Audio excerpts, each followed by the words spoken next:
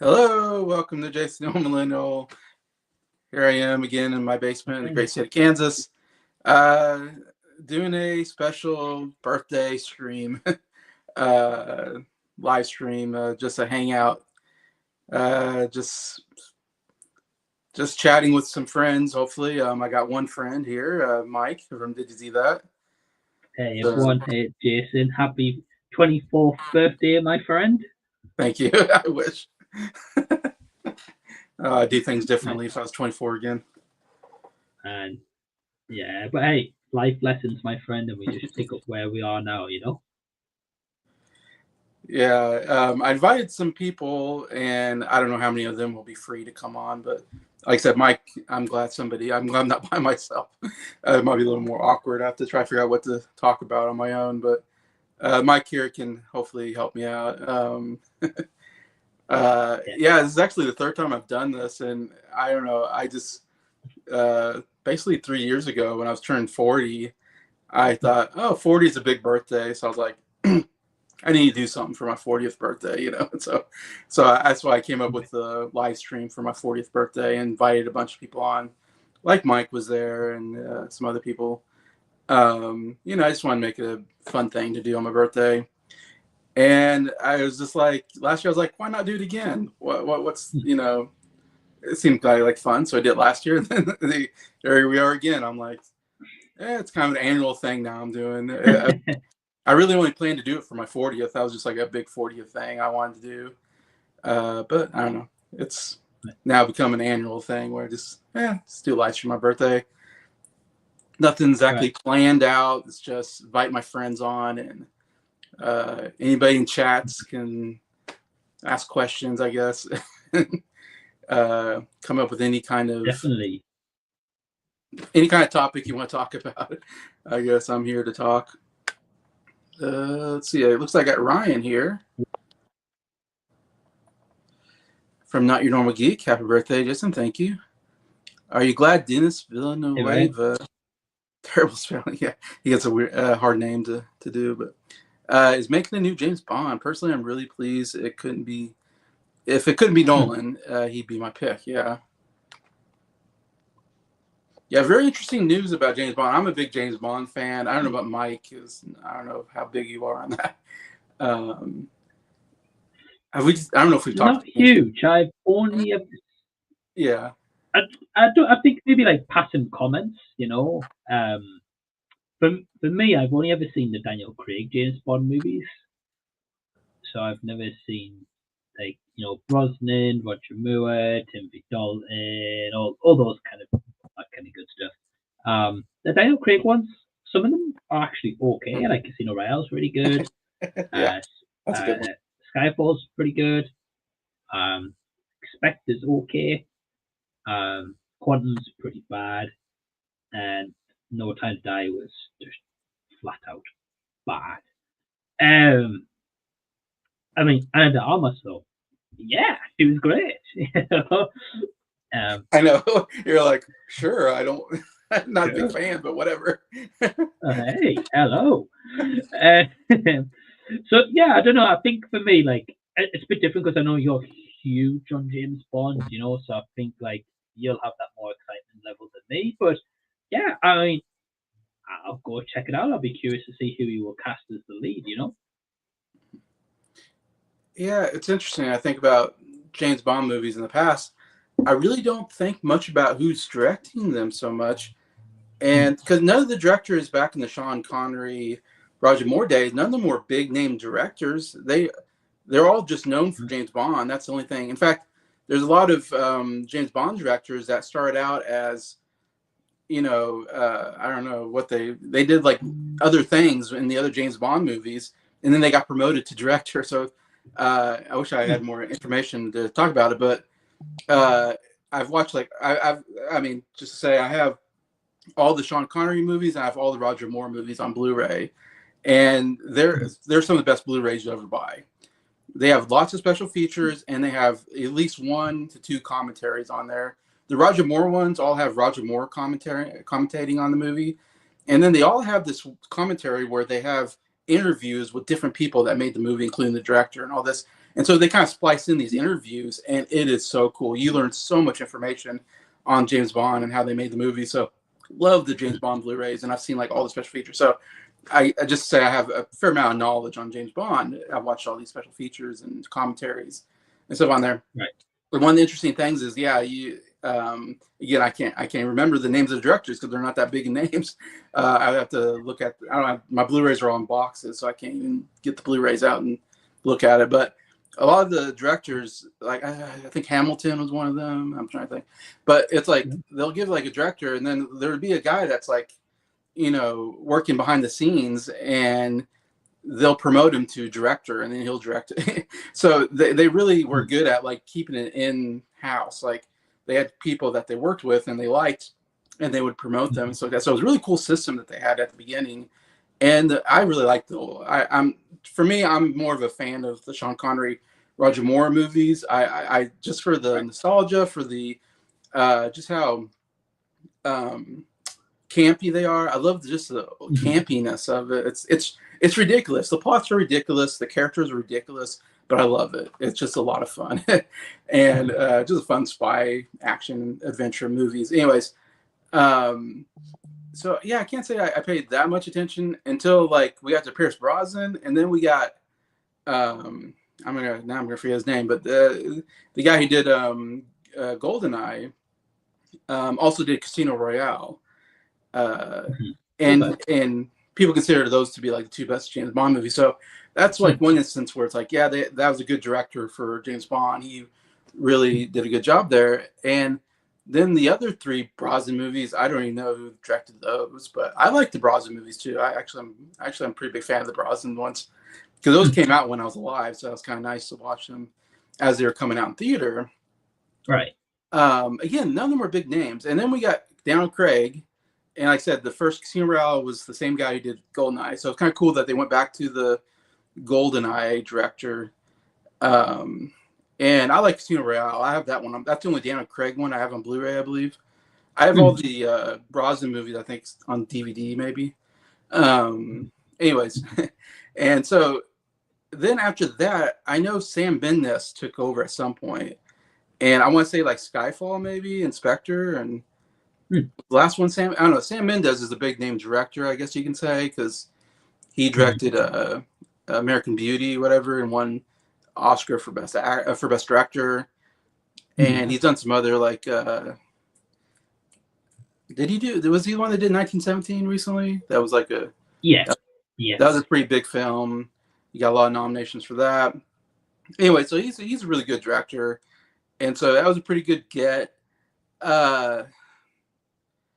But I mean, I'll be completely honest. I think Daniel Craig was a terrible James Bond. I really did not like the Daniel Craig movies, except for Casino Royale. I really liked that one. Skyfall's okay. It has one of the best villains, I think, in a James Bond movie. Quantum was terrible. Spectre, I fell asleep. I watched Spectre in the movie theater. Fell asleep watching it. It's so boring. It's so bad. And he had Batista, which is great. And then the last ones, I think, is the absolute worst James Bond ever made. No Time to Die, or is No Time to Die? Yeah. No Time to Die, yeah. Worst Billie Eilish, worst song of all time. I hate Billie Eilish. Her singing is so terrible, and the movie is terrible. Anyways, so I'm like completely like, I don't know. I don't really care much about like Villanueva. I think all I know is he did Dune and Dune 2. I don't know what else he's done. Yeah, he's done quite a few things. Did he not do Blade Runner 2049? He might have. I haven't seen that one. Let me quickly check, and I'll tell you. Hey, Briar. Hello. How's it going? Hello, Briar. Hey, how we doing? Doing all right for being older now. Doing good. How are you, Briar? Yeah, doing all right. I stopped by, say happy birthday. Thank you. Which is good thing. I need to take a break anyway because I was posting this on Instagram because I'm currently reorganizing my CDs collection. Oh boy. That's all I got so far. Oh wow. And I haven't gone through any of those yet. Yeah. But when you sort the collection, do you mean in terms of like chucking things out, or just like rearranging it alphabetically? Like how we go with this collection? Oh, okay. Yeah. Well, good luck, man. We'll see you in another year, and it'll still be going. Uh, For the amount you have. I don't know. What I'll say about Dennis Villeneuve is Dune and Dune 2 are some of the most boring movies I've ever seen in my life. And so it doesn't excite me at all that Dennis Villeneuve. Everybody's so excited. They're like, oh, Dennis Villeneuve, he's so great. Dune 2. We love Dune 2. I'm like, I hate Dune 2. They're the most boring, most confusing movies I've ever seen in my life. And Blade Runner 2049 looks like a really boring movie. So as far as I'm concerned, he's a boring director. But people love it. So I don't know. He's considered a good director. So he doesn't excite me, but he excites other people. But I don't know. It's again, I don't know how important it is who directs these movies. I guess I'm more interested in who plays James Bond. If they get a good James Bond and good writing, I guess if they get good writing, a good James Bond, I think the director would be okay. Hopefully, as long as he doesn't make it. This is the thing. The movie does not need to be 3 hours long. Please do not make a 3 hours James Bond movie. Or I feel like the last one was pretty long. No yeah, I think it was. I think it was a pretty long movie. It was like way too long. It was. Let me tell you, because I can't remember because I fell asleep for a little bit of it. 163 minutes, so nearly 3 hours. Yeah, way too long. I only need like 2 hours. Give me like a 2-hour James Bond movie and I'll be happy. You don't need to make it very long, in my opinion. Too many movies have been too long. Like the Mission Impossible, way too long. John Wick 4, way too long. I mean, I don't know. We're just in this mode of making these long movies, and I don't need long movies. I like shorter movies. Anyway, so it all depends if they can. Again, and I don't know what's going to happen because now Amazon owns it, and I guess what's going to change. I wonder. It makes me a little scared only because like when a big company like takes over, like when Walt Disney or Disney takes over Star Wars, they ruined Star Wars. So it's like I'm scared that a company like that takes over a franchise and just ruins it. So I don't know. I hope it's better. Again, I didn't like Daniel Craig as James Bond. He was too serious of a James Bond. James Bond needs to have a little bit of suave to him. He has to be kind of cool. Looks great in a tux. Just looks. He has a cool look, and he's great with the ladies. He just like all the ladies want to be with him. And Daniel Craig, he was just a little rough. He was serious and rough. And James Bond needs to have a little humor to him, I think. It needs to be a little, he needs to kill somebody and then make a funny joke. I mean, that's James Bond. He makes a funny joke after killing somebody, And I didn't feel like Daniel Craig had that. So, I don't know. People love Daniel Craig. They're like, he's my favorite Bond. I'm like, no, I don't like Daniel Craig. He just didn't feel like Bond to me. So, I don't know. I don't know if you saw who they're thinking about putting as Bond, Mike. They had like 3 names. 2 of them I didn't know. The third name was Tom Holland. I can kind of see it. I mean, Brian. Before I kind of give an answer, Brian, we're talking about James Bond. Have you seen any of them? I've seen a little bit. I haven't seen everything, but I've seen Skyfall, and I've seen a little bit of the.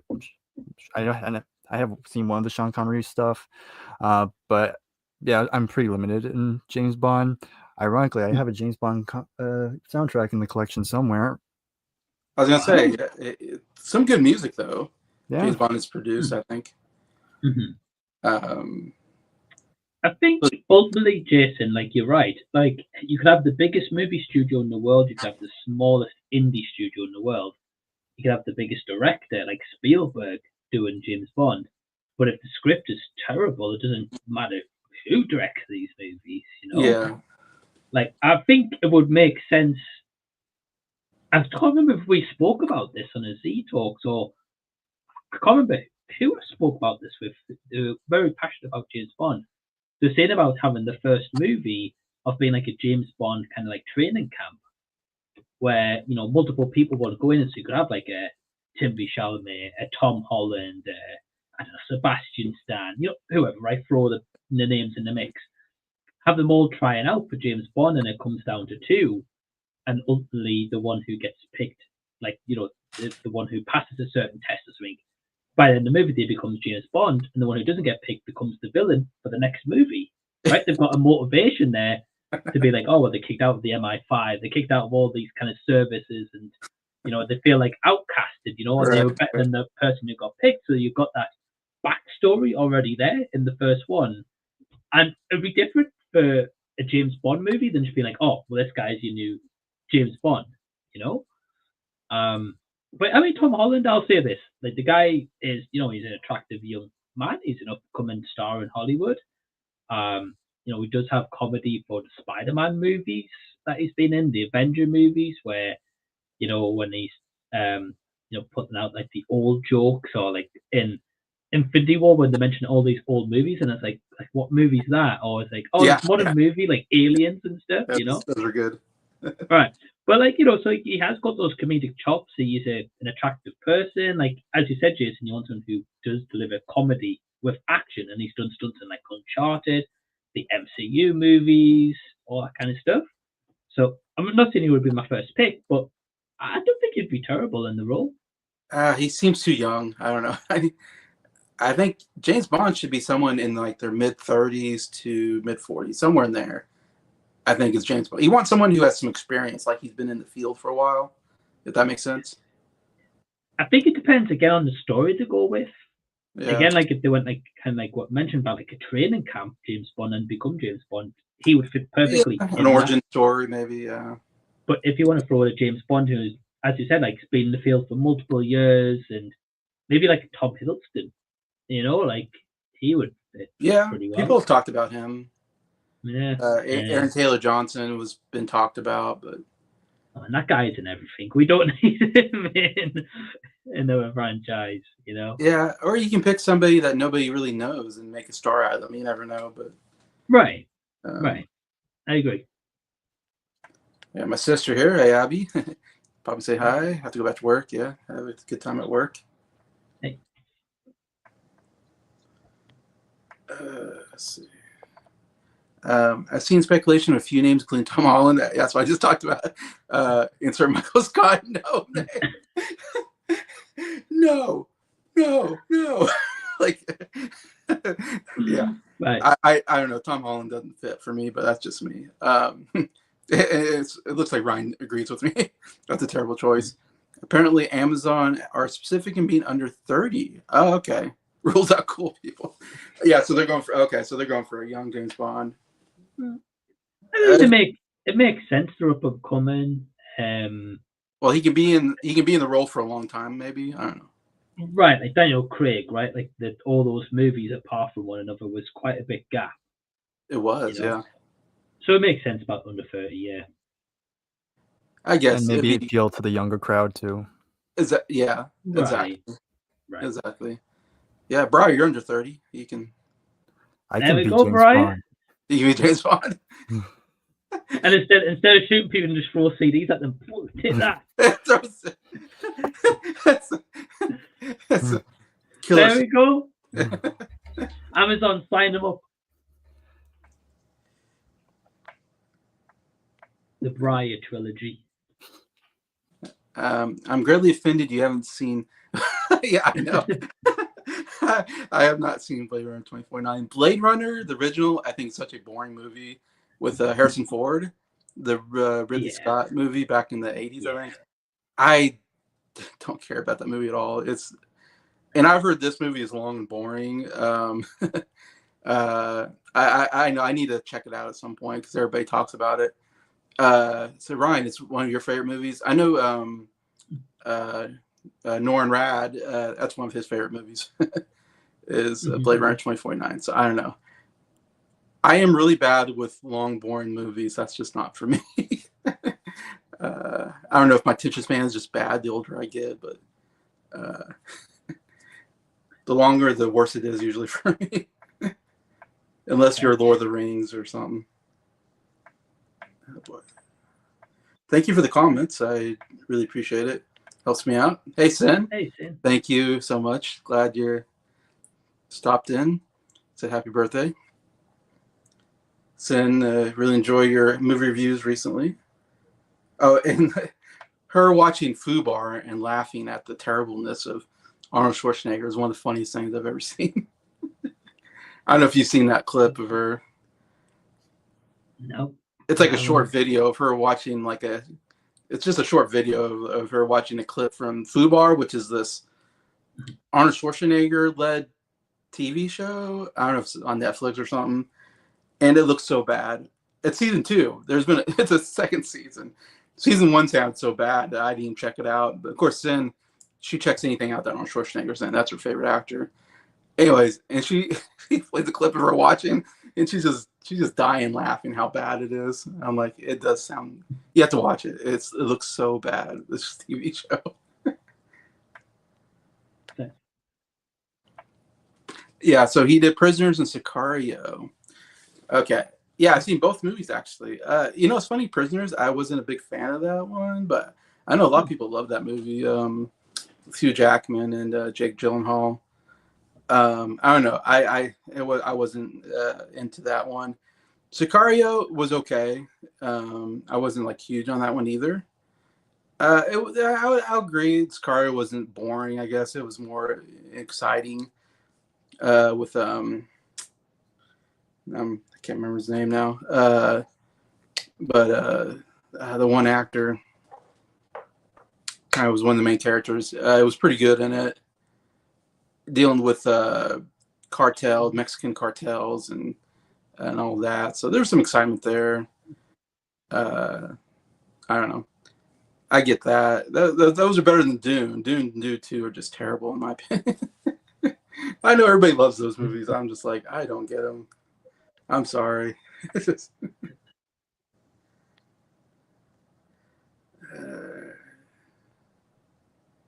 Sorry, I'm trying to get to the comments here. Oh, good. Happy birthday to Mr. Movie Madness. Thank you. Hey, Harry, what's going on, man? I was like, I don't know if I know who Mr. Movie Madness is. You know who it is? Okay. Yeah, a guy called Harry. He's a really nice guy. There you go. Okay. Well, thank you a lot. Appreciate the birthday. Let's see. Not crazy about Daniel Craig's Bond, but my favorite Bond film is Skyfall. No, thank you on Tom Holland. All right, so there's 2 votes against Holland so far, including my own. But I'm not alone on thanking Tom Holland. Plus, he's already been Spider-Man. It's like, do you really want another? I don't know. Always feels weird. I always feel like they probably.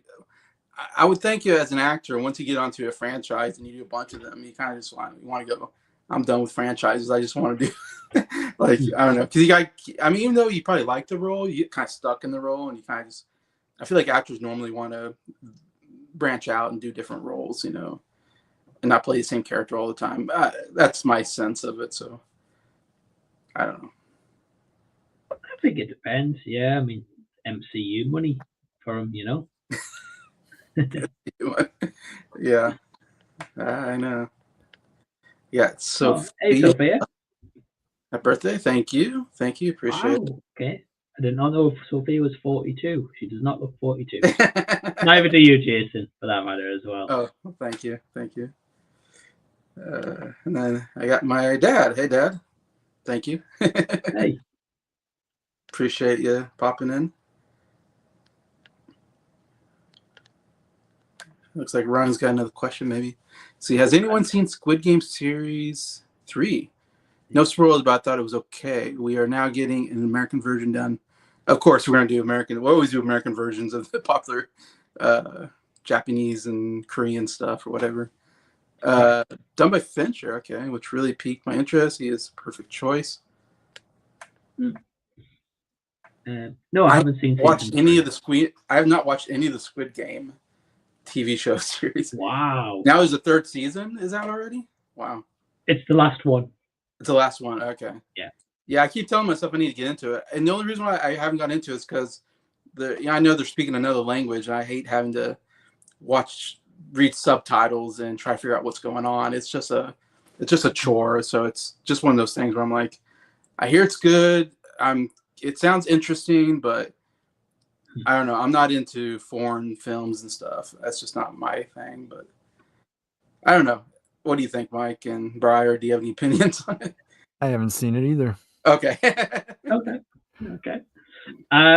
Yeah, well, I've seen the 2 seasons.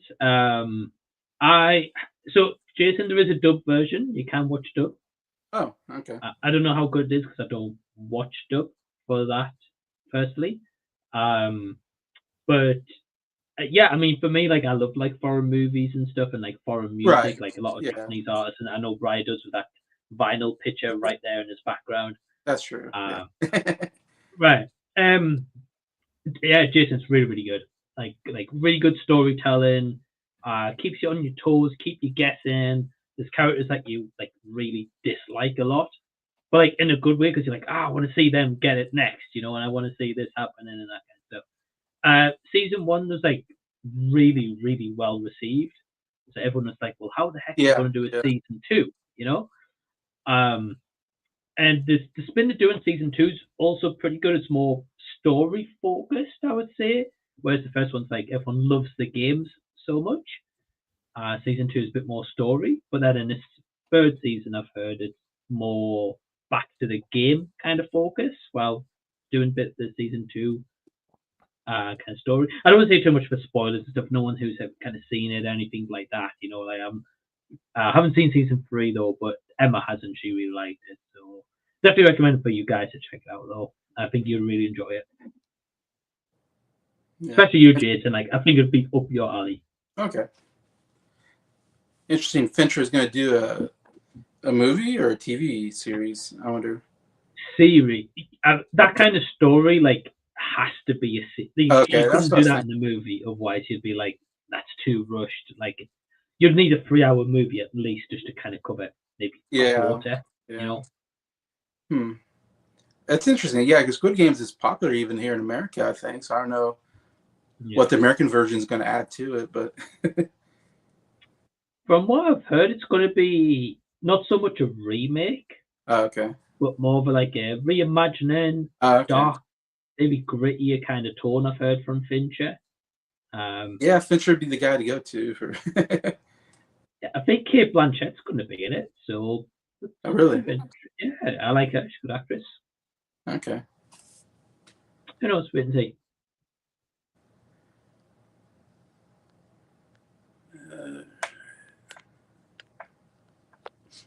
It's really Squid Game Series 2 Part 2. Okay. That makes sense. They left like on a cliffhanger or something like that in 2. And Yeah.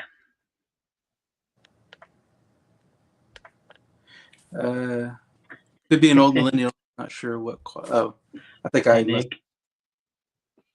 I might have missed one. Let's see. Yeah, sorry. This one came first. Happy birthday, Jason. 42 is not an old YouTuber. No, not old YouTuber, but I'm old amongst the millennials. Amongst my millennial generation, I'm kind of towards the older end. Like, I don't know, probably not too much people older than me in the millennial. I barely like made it in, I think, if I remember right. I can't remember what the cutoff year is, but it's funny because some people think I'm saying I'm old. I'm not saying I'm old. I'm just saying I'm old for my generation. If that makes sense. Which I never thought I was a. We never called ourselves millennials growing up. I don't know if we had a name growing up, and then all of a sudden, I don't know when millennials started catching on, but the name millennials really caught on all of a sudden. Everybody was, and I always thought millennials were just younger people. And I didn't think I was a millennial because I thought, oh, I'm too old to be a millennial. Millennial are the people are like 10 years younger than me or something like that. And then I found out one day that I was a millennial, and I was like, I had no idea I was a millennial. I was like, oh, wow. And I kind of took it as an insult because I was like, because we make fun of millennials. I'm always making fun of millennials because I always think, all those millennials, they don't understand, back in my day, I remember, because I always think like, I remember, watching VHS tapes and cassette tapes, and having to rewind them every time I watched it, and I think younger people, they have no idea what that's like. They don't understand our pain that we had to go through of rewinding every time we listen to watch something. Even Briar, I don't know if Briar Yeah, I grew up with VHS tapes when I was Okay, young. I think I was like the last generation to actually grow up with it, because probably. once I got to like my teens, that then all kind of went to more DVD, and then it quickly went to streaming not long after, and Blu-rays too. Yeah, and I remember before cell phones. I mean, nobody had a cell phone. Uh, uh, you just you couldn't call anybody. I don't know. You'd have to go to someone's house and ask for their phone if you need an emergency or something. Uh, yeah, that's totally changed the game. Um, I mean, I remember life before computers. We had our first computer when I was 10 years old. So, first 9 years of my life, I never had a computer. There's no internet. There was no Mhm. Google. There was no YouTube. There was no Facebook. I mean, for a lot of my growing up, there was none of those social media things. So, I don't know. To me, I look at like people growing up, they don't know that all that what it's like to live like that. And I don't know. Every generation, we always think the next generation's more lazy. We're like, my parents think my generation's lazy. My grandparents probably think my parents' generation is lazy, and then I think the next generation's lazy. I'm like, those lazy people, they don't understand what I had to go through. Anyways, that's just the way I go. But I'm a millennial, so like I'm in this like world where like, yeah, I remember life before computers, but I'm young enough. I know how to use computers, and you know, and I remember writing letters, and now I know how to do emails and texts and stuff like that. I've been in both worlds. While older generation, they don't adapt very well to new technology, and the younger generation just they only know technology.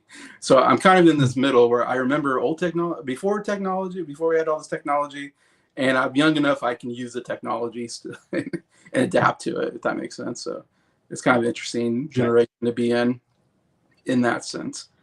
Because I remember the first time, and I'll say this as we're talking about this just for fun. Uh, yeah, because I watched VHS tapes. That was all. We went to Blockbuster and got VHS, and they had to rewind it, or they charged you extra money if you didn't rewind it and send it back, whatever. And I remember DVDs was like a new thing, but I thought I'm never gonna own a DVD. I always thought those must be DVD players must be real expensive, and like so. I was like, am I ever gonna have a DVD?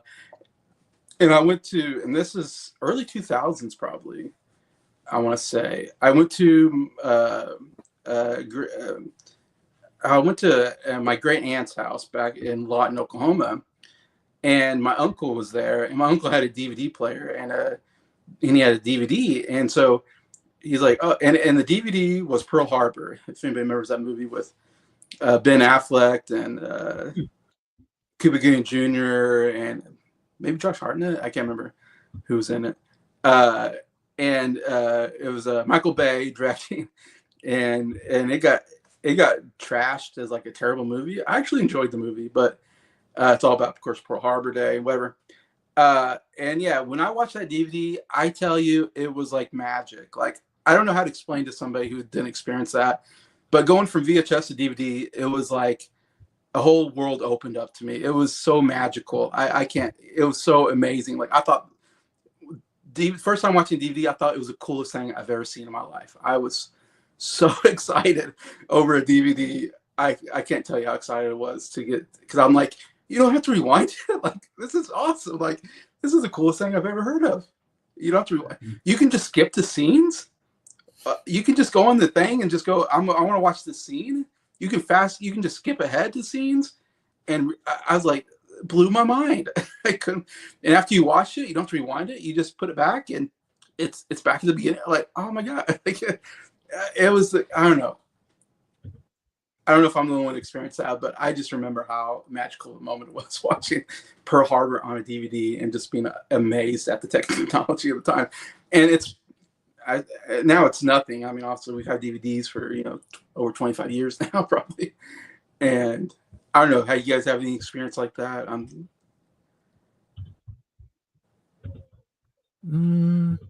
over new technology or?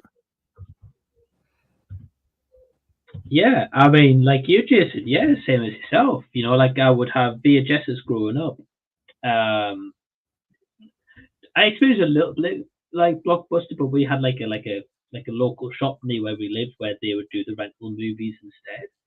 Um, and yeah, I remember like the DVD, like when that came, and like from the VHS, rewind the back or leave my TV on overnight to record the wrestling. To then like Yeah, my mum would get up in the morning to be yeah, like, press yeah, stop on that, and or yeah, the or recording the wrestling only half of it was recorded because the VHS was full, and I was like, oh man, I've missed the wrestling. yeah, Um, yeah, I remember that, and then I remember when working at like a CD DVD store when Blu-rays first came out, and I was like, what the heck is Blu-ray? I know. I was like, Right, and the first Blu-ray I ever got, I can't remember. I'd like to say it was a Will Ferrell movie. I'd like to say, and I was like, wow, the picture's amazing, but I was like, the sound is crap. I was like, what is going on? But obviously, I had a bit of an out-of-date TV, right? So it wasn't calibrating completely with the yeah, yeah, technology available. yeah. So yeah, I remember like the modems, the dial-up internet, and I was like, oh man, like when that dial-up would connect, I'm like, wow, like who invented this? This is great. So yeah, I remember. Yeah, Brian, what about you?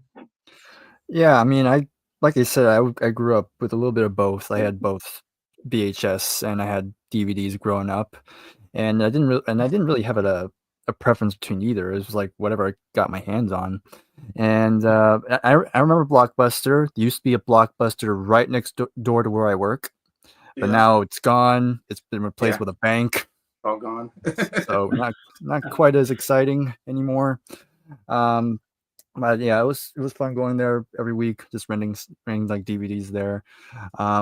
But one of the big things for me in terms of technology that I saw really transform was, of course, I mean, the smartphones was becoming a thing. Yeah, Because Right. I remember when it first came out, and I was seeing people with an iPhone. I'm like, man, that's kind of cool. But the thing is, I was like one of the last people to actually get an iPhone for so long. All I had was a flip phone me too. for so Yeah, long. we do.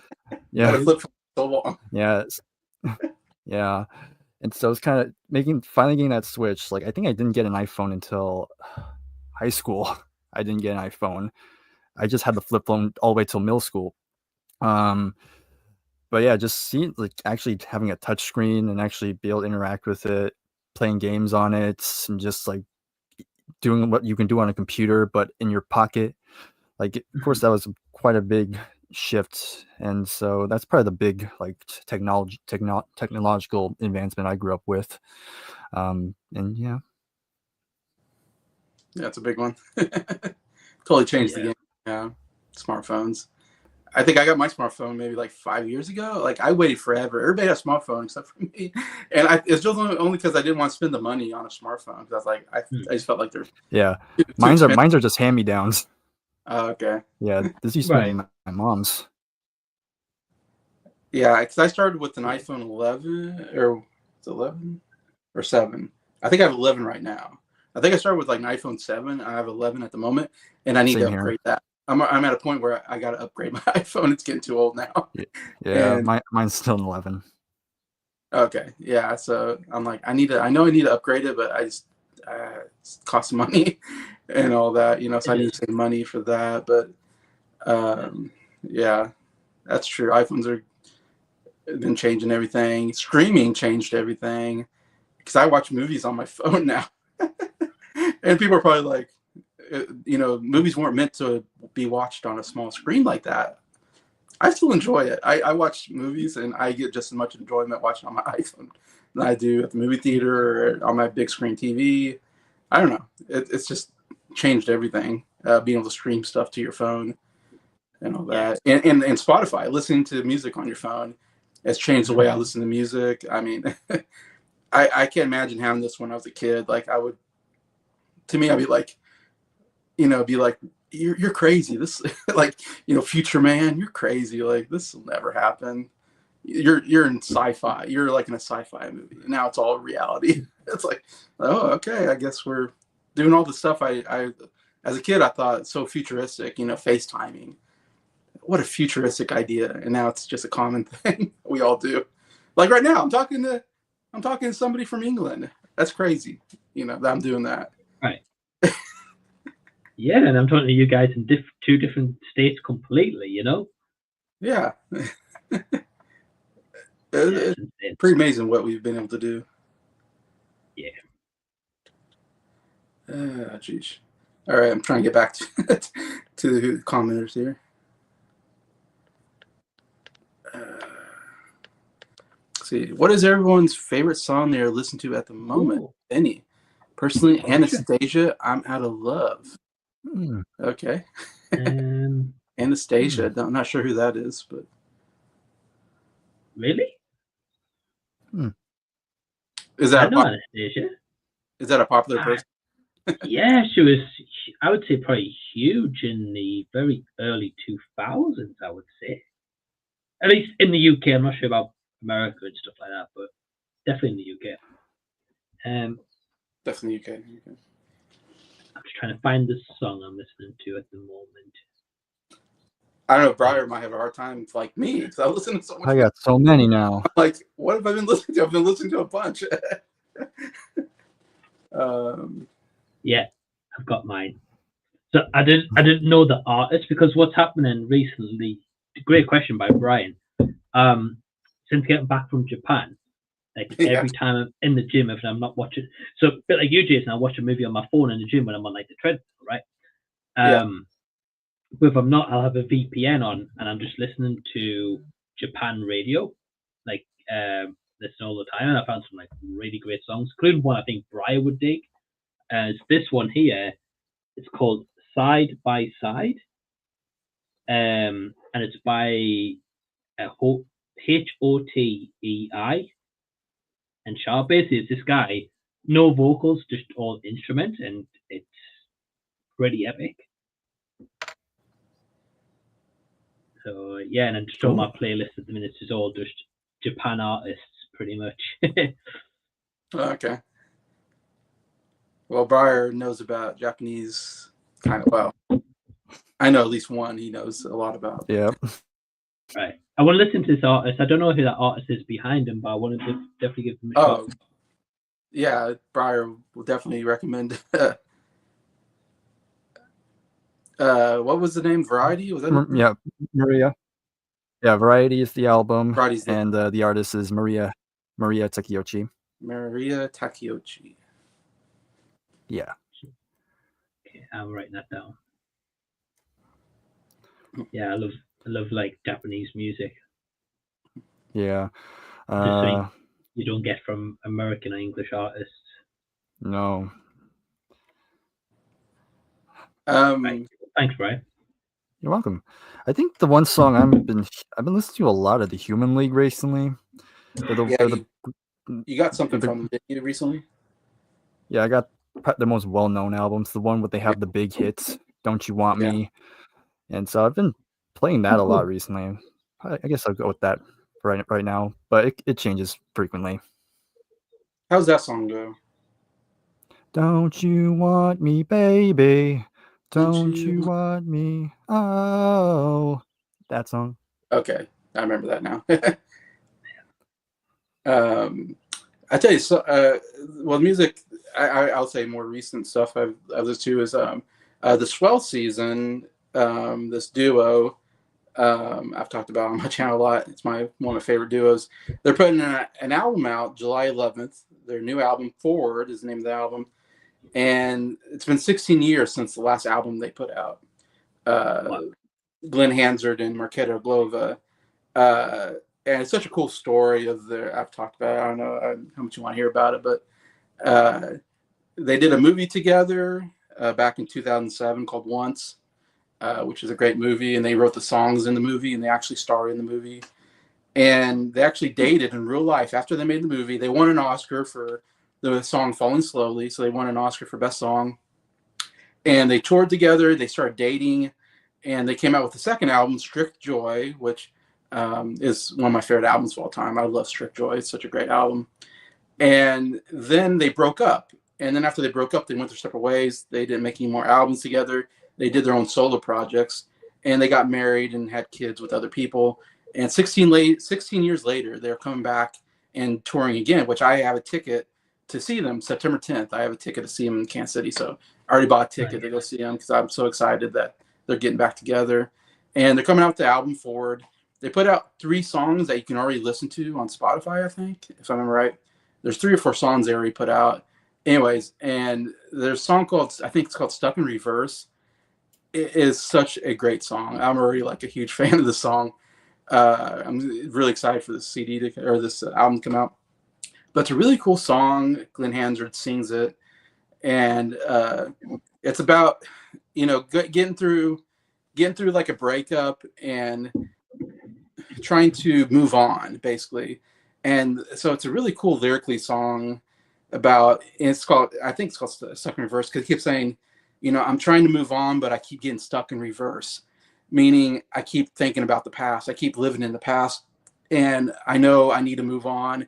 So it's a really kind of beautiful song, I think, in that sense of that. I guess for me, when I'm going through my life, like, it speaks to me like in such emotional level. So anyway, so that's like the song that really gets me right now is that one. Anyway, so Nice.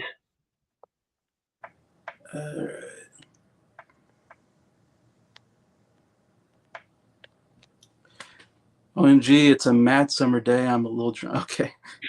I've been listening to Kylie Love at First Sight. Perfect Sunshine song. All right. Kylie Love at First Sight. Okay. I'd have to listen to like this song to be like, you're right, I know that one. Yeah, I need to listen to this stuff. Hey, Ryan, I got your shirt right here. Yeah. Real Talks with Ryan. Hey, Ryan. Hey, Ryan. Sorry I couldn't join, working while listening. Okay, cool. I remember dial-up internet. Yeah.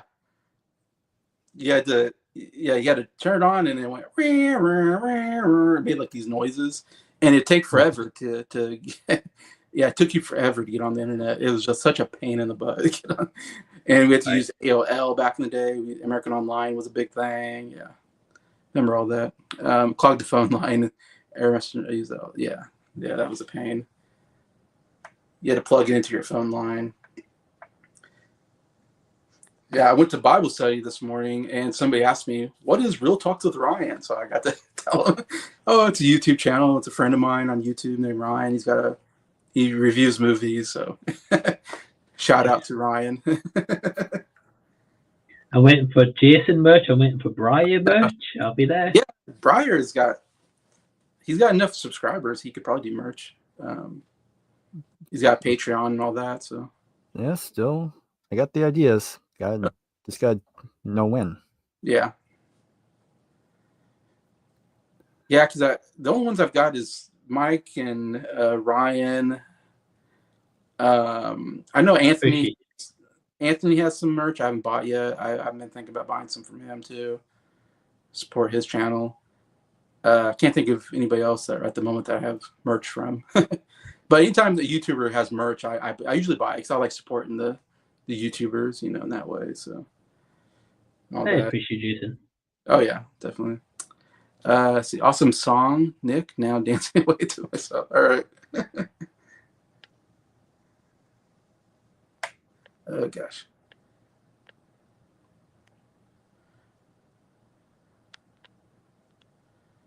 Just Sophie's Retro Revival. Thank you. So 2 different people named Sophie wishing me happy birthday. Thank you.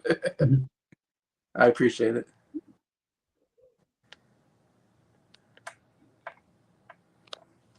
See, I don't know how people can just listen to one-style music in general. Well, talk Speaking to Briar. my language. Briar. Yeah. We're talking Briar's language for sure. Briar even bought like some rap albums recently, I think. So I'm like, okay.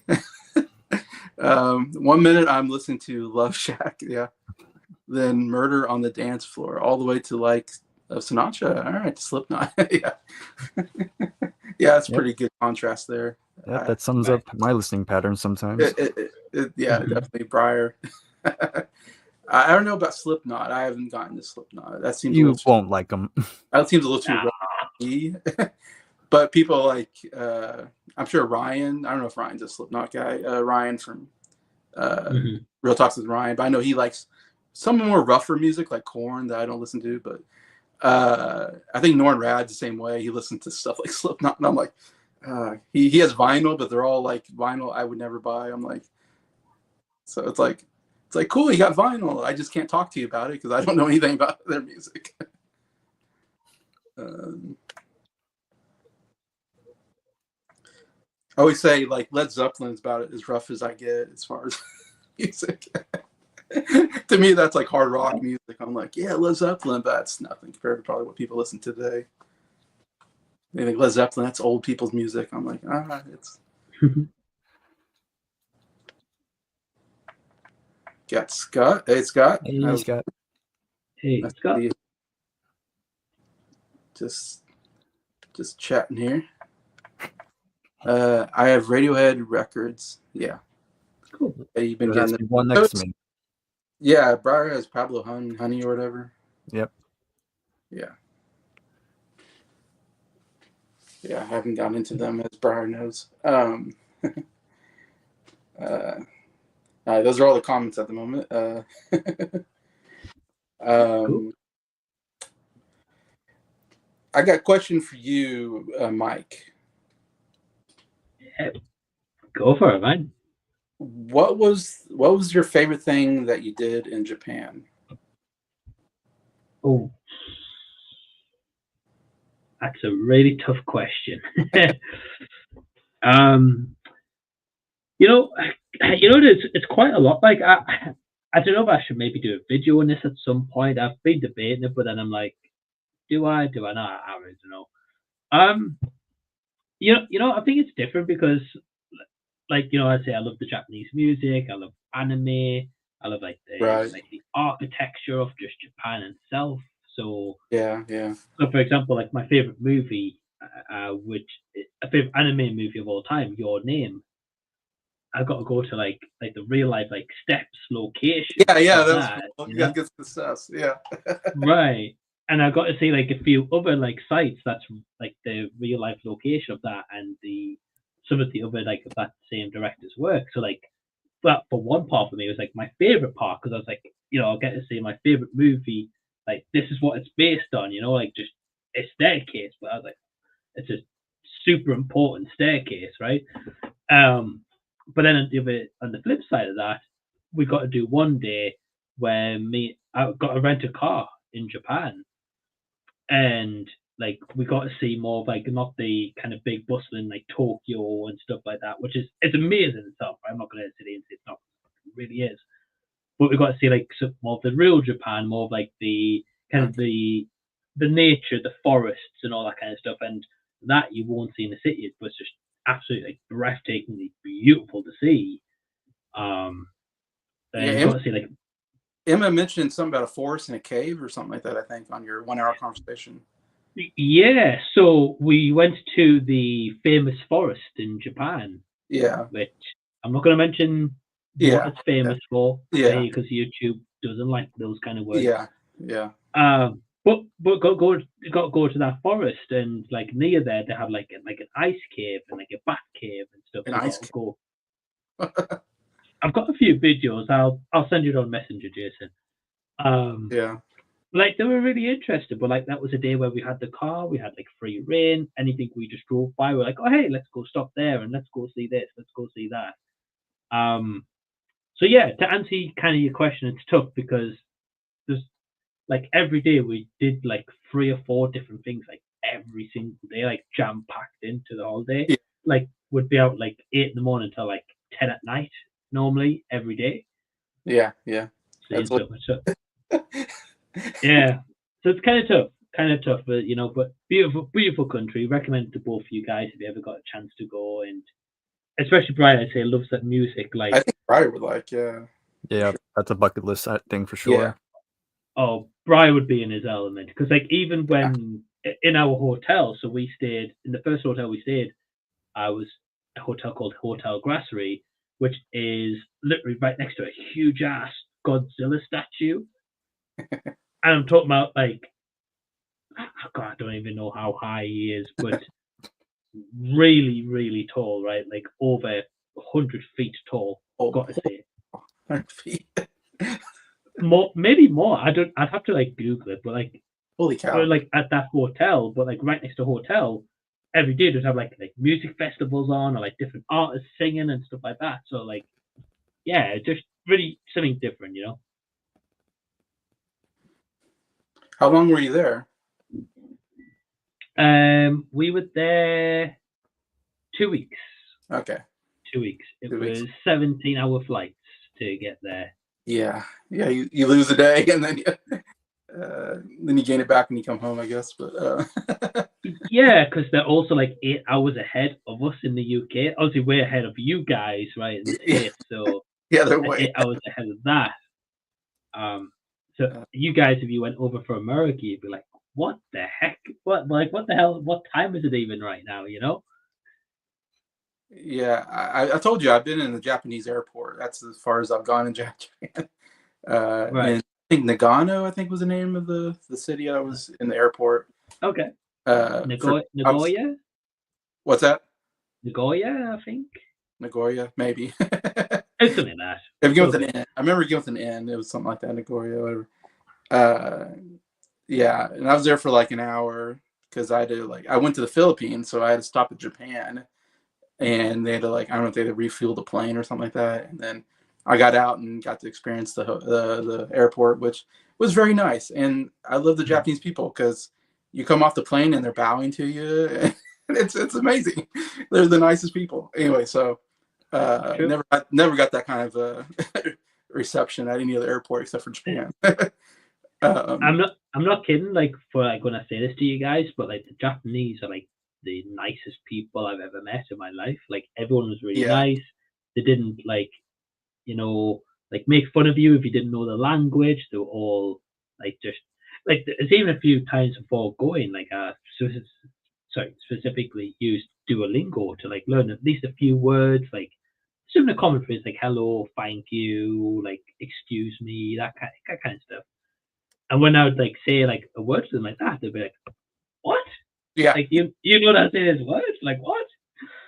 But they'd be really smiley and bowing and just really pleasantly surprised, and that to me was more kind of gratifying than anything, to be wow, that's how much they cherish someone just trying to learn their language a little bit. But yeah, incredible people, beautiful country. Brian, get yourself there tomorrow, man. I know. I'm jealous because my older brother actually has been to Japan because he was there because he was in the military, and for a period he was stationed in Japan, and yeah, he got to experience a lot of stuff there, and yeah, he even brought back some souvenirs. So it's just kind of cool, and then yeah, that's definitely one day I can pay that a visit. 100%, man. 100%. Does anyone like Stereophonics? I have not heard of anything, but I did look them up. They're a band from Wales. Oh, okay. Yeah. For me, no. Don't dislike them or anything, but just not a fan. So they're more your neck of the woods, I guess. I think by now, we know that I don't really like English bands or things for whatever reason. I know. You're English. You don't watch James Bond. You don't listen to the Beatles. I don't know. Are you English? It's are you really are you living in Florida with an English accent? I don't know. Could be. Is this all a fake thing? No, I was kidding. Ryan says, I'm not opposed to older music. I just don't have the knowledge. I've been really into vinyls. Yeah, he's been getting some vinyls a lot lately. There's a record store that has a lot of older music, blues, soul, funk genres. Yeah. Nice.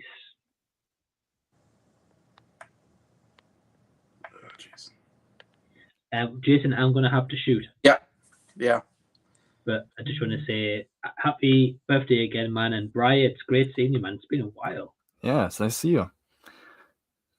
And yeah, hope you guys have a good rest of the stream. I'll try to tune in. All right.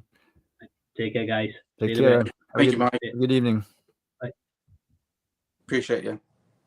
I almost said have a good day. Because it's nighttime. It's nighttime over there. It is, yeah. Let's see. What is something that you want to do that you haven't ever done before, or even scared? Drive.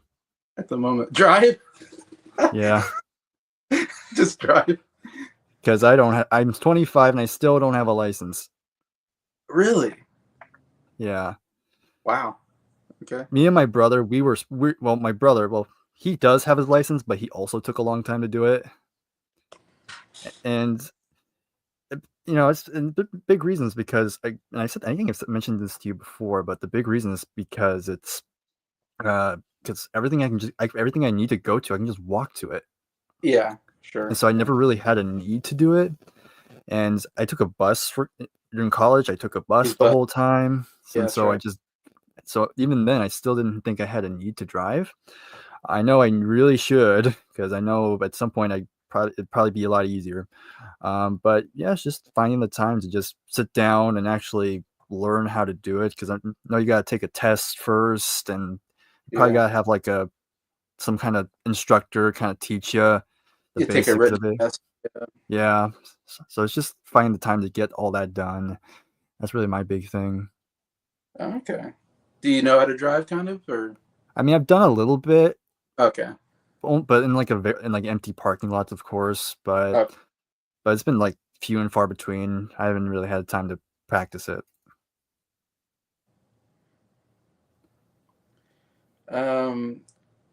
It's an interesting question. He says if something you want to do that you're scared of. I can't think of what am I scared to do. I guess. What does that mean? Scared. Because I don't have any aspirations to like bungee jump or skydive or anything like that. That's not on my bucket list of things to do. Because my bucket list mainly is, I love to travel some more. Love to go back to England. I would love to go back to England again. See some of my friends there. I mean, I'd love to. I'd like to, see like Rome or Paris, or love to go to Ireland. See Ireland, looks real pretty. Mm-hmm. Japan's not exactly on my bucket list. I wouldn't mind going to Japan though. Japan looks like it's kind of a cool place to go visit, except for the plane ride is torturous. Because I've been on the plane ride to Japan. It's torture. 17 hours. Mm. Yeah, it's a long flight. Yeah, and then I would love to travel the United States as well. I'd love to visit more states, and see you guys. California's so long away. I'd love to go to California, but I'm always like, oh, it's so long away. Mm-hmm. Texas is a little more doable. Or even Tennessee if I want to see Jacob, stuff like that. But hey, Nick. Hey, Nick. Happy birthday, Jason. Thank you. Just woke up from my sleep. Okay. Have work tonight. Okay. Yeah, you got the late nights. Come over to Pennsylvania if ever want to. Yeah, I'd love to see Pennsylvania. Love to Just visit. don't wear your Kansas City gear. Yeah, I won't wear Kansas City gear. Open up the door to like a bar. Here you go. Go Chiefs. They will either get really angry over the Super Bowl before this Super Bowl. You guys beat us though. The Eagles beat us, not you guys, but the Eagles beat us. Yeah. Well, I do have a friend who's a Chief fan, so you guys would get along. Right. Yeah. But hey, here's a guy who's actually from Kansas, who's a Chief fan. Let's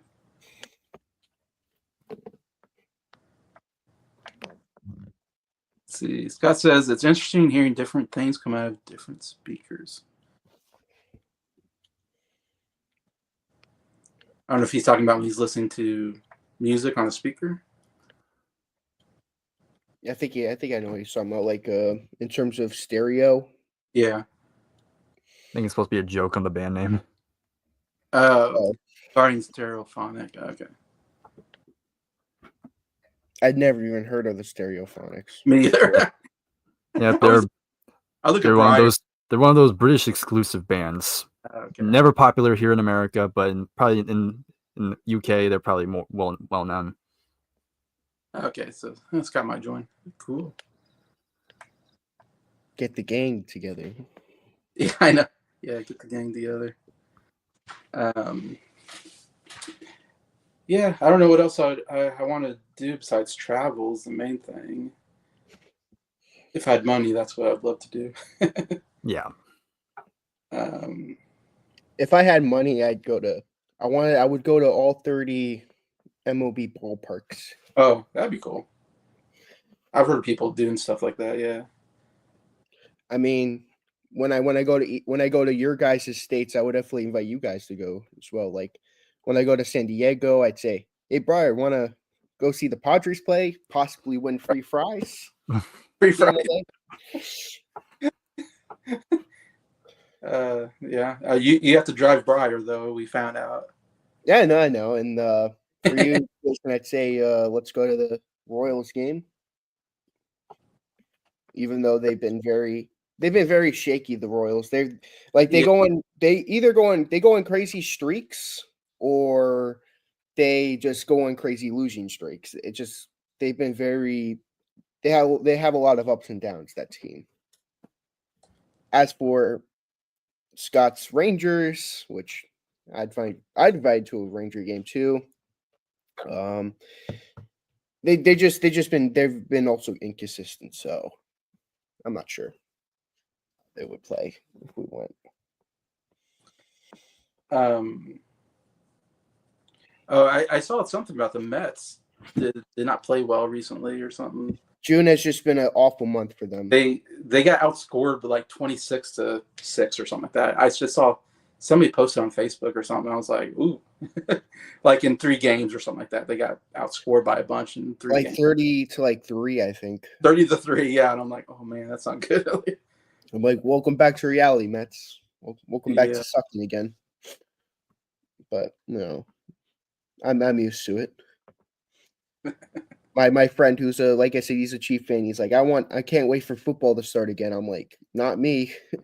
I know how that's gonna end for the Jets, so I'm excited for basketball season with the Knicks. They made it to the conference finals. I wanna see how far they make it next year.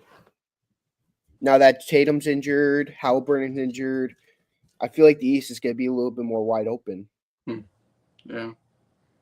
Celtics made some pretty crazy trades. They traded Porzingis, Drew Holiday.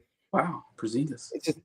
Well, not because they wanted to, but because of the second apron. Like there's like this crazy salary thing now, where you can't spend a certain amount of money, and they kind of reached that, and they kind of had to trade because of how much money they were spending. So it's not like the Dodgers where they could just spend money.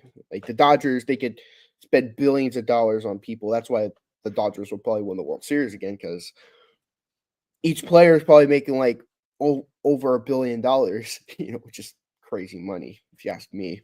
I don't know. I mean, I don't know about you guys, but I don't think a player should be making billions of dollars. I don't think so. To me, that's crazy. Yeah. Personally. Yeah. Professional players, actors, yeah, they all get paid way too much money. Crazy money. Just Crazy money. And it's like, it's funny. I always talk to I work with nurses and, at hospital. And it's like, and we're like we're literally saving people's lives here and we're getting paid. It feels like chump money compared to what some people are getting paid. And it's like, I don't know. Yeah. I literally was in the ER 2 days ago and there was a lady like dying and we had to do chest compressions on her. And it was stressful. And I was like, wow, this is a really stressful job. I have someone's life in my hands. I don't like this. It happens. I mean, it sucks. I mean, you save people's lives, and then, meanwhile, these people are making millions of dollars. It's like just playing a kid sport, pretty much. Yeah. Which to me is crazy, personally. Yeah, and also a lot of them are committing crimes in real life, and a lot of Malik Beasley on the Pistons. He just got caught gambling. Mhm. You know, I'm like, you're getting paid millions of dollars.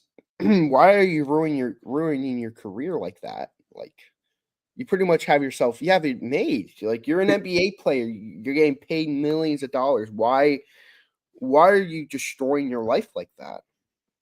I don't know. I never got that personally. Yeah. How much domestic abuse have we heard in sports? And it's Happens especially in terrible. basketball.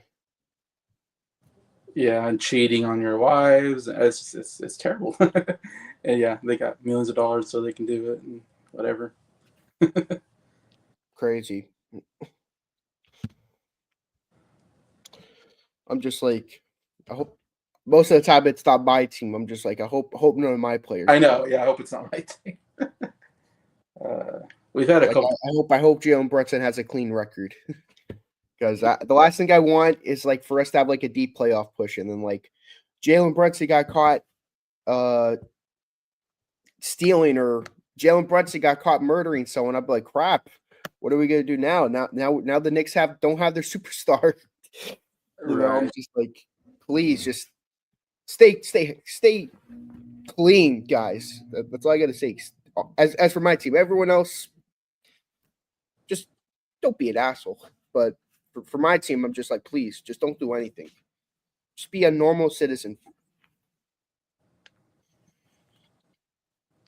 See, Ryan says, I've gone to basketball recently. Oh, good. Cool.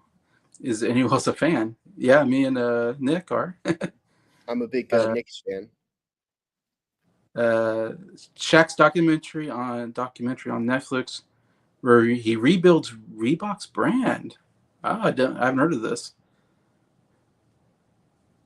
Reebok, huh? Okay. Yeah, you don't hear much about Reebok as much. That was a big brand when I was a kid. It was always Nike, Adidas, Reebok, everybody, Converse, I think were the ones everybody had. Nike, everybody had Nike. That's what I remember. Nike is like has the greatest shoe campaign of all time. Of course, because of Michael Jordan. I mean, when Michael Jordan, yeah, anything Michael Jordan put his name on sold like hotcakes. And I mean, Michael Jordan's the GOAT, so yeah, he's the GOAT. So, and I had Michael Jordan T-shirts and everything. Yeah, it's like I was a Chicago Bulls fan, even though I'm from Kansas. Like I have no ties to Chicago, but I was rooting on Chicago. Anyways, Reeboks. I had Reeboks though. Reeboks were pretty cool. Yeah, Shaq they have a documentary on HBO Max, I believe. I think it's HBO Max. They have a full-on documentary on Shaq. Really great. I mean, Shaquille O'Neal is one of my all-time favorite basketball players. One of the best centers I've ever seen. One of the most dominant heyday. How about Yao Ming? Do you remember how dominant Yao Ming was? Yeah, I remember when he first came into the league, he wasn't very good at first because he was just, I don't know, he wasn't used to the competition or something. But the guy was 7'6" or something like that. The guy's a giant. And yeah, then he caught on. And then when he caught on, he was really good. And he's like the only guy to block Shaquille O'Neal. I think Shaquille O'Neal tells a story of like being blocked, by Yao Ming and being like, nobody blocks me because Shaquille O'Neal's like 7'1". Like nobody blocks Shaquille O'Neal. But yeah, he ended up being a really good basketball player for the Houston Rockets. Yao Ming. But 7'6", man, I would love to be 7'6" and play basketball. I'd say even try to think. Even Wembyana, even Wemby might block Shaq now. He's a freak. Oh yeah, he's a freak of nature. Wembyana. He's The what? thing though is that he's too tall. He gets blood clots. The only problem with when you get tall is you get a lot of injuries usually. So I'm curious if Victor. He hadn't had any major injuries yet, but he's only 2 years in the league. He did. He got blood clots and he missed an entire Okay. season, almost an entire season. So Did he? yeah, he missed a big part of the season. I think, like in January, he got blood clots and he had to miss the season. And the Spurs didn't even make the play-in after that. Because before they were doing decent with him, they were kind of competing. But then after the doctor told him to stop playing basketball because of the blood clots, the team kind of went down after that. But hopefully he bounces back next year because, I mean, I like watching the kid play. I mean, the Knicks only play them twice a year, so I have nothing against the Spurs. They're in the West. We're in the East. I hope they do well. I hope they do well. I definitely like to see them in the playoffs to see Wembanyama compete in playoff basketball. That would be interesting because we haven't seen that yet. Because his rookie year he wasn't in the playoffs, and this last year, he couldn't be in the playoffs because he had to leave. He couldn't play the rest of the season. So maybe year 3 he might make a playoff push. Hopefully. Hey Adam, thanks for bye. The birthday legend.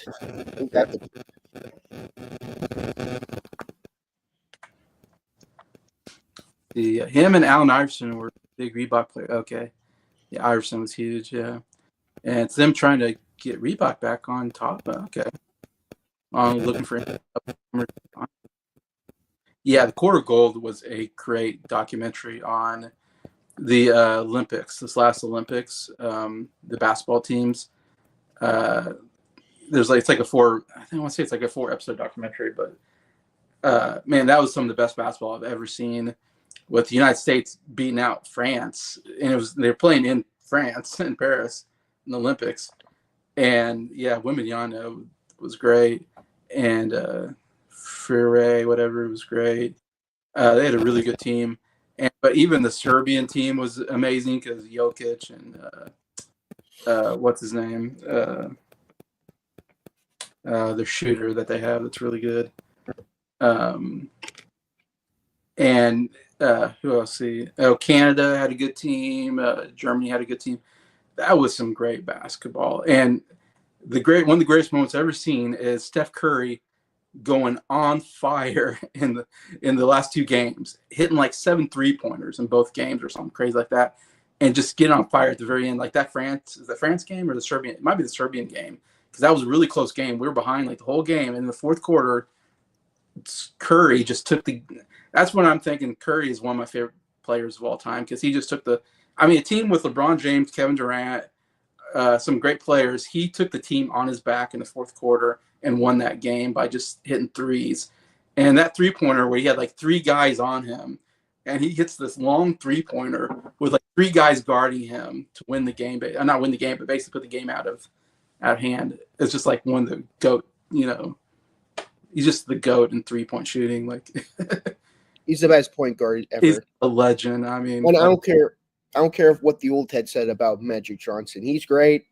Yeah. I don't disrespect him. He was definitely amazing, but yeah, he doesn't hold a candle to Curry. You know what hurts me about Curry though is that he wanted to be on the Knicks in the 2009 draft, and he didn't want to be in Minnesota. He didn't want to be in Memphis. Like when it got to the 7th draft, when it was the Warriors draft, he's like, I really hope this team doesn't pick me.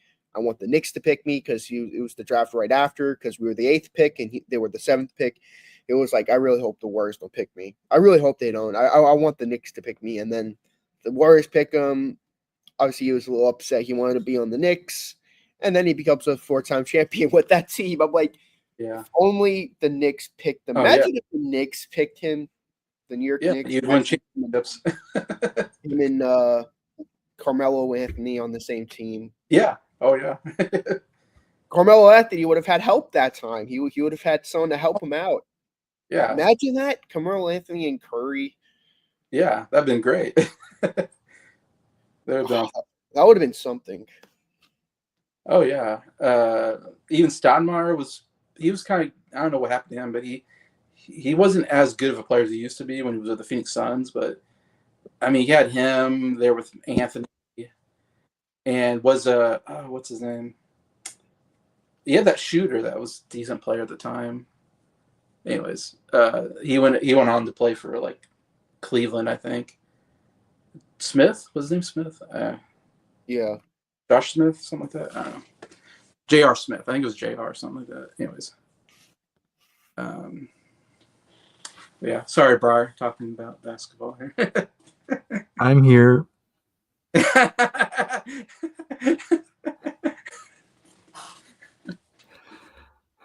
I'm trying to think of a music related question. To what can we talk about? I mean, I know I talked about it yesterday, but I got a Stones haul yesterday.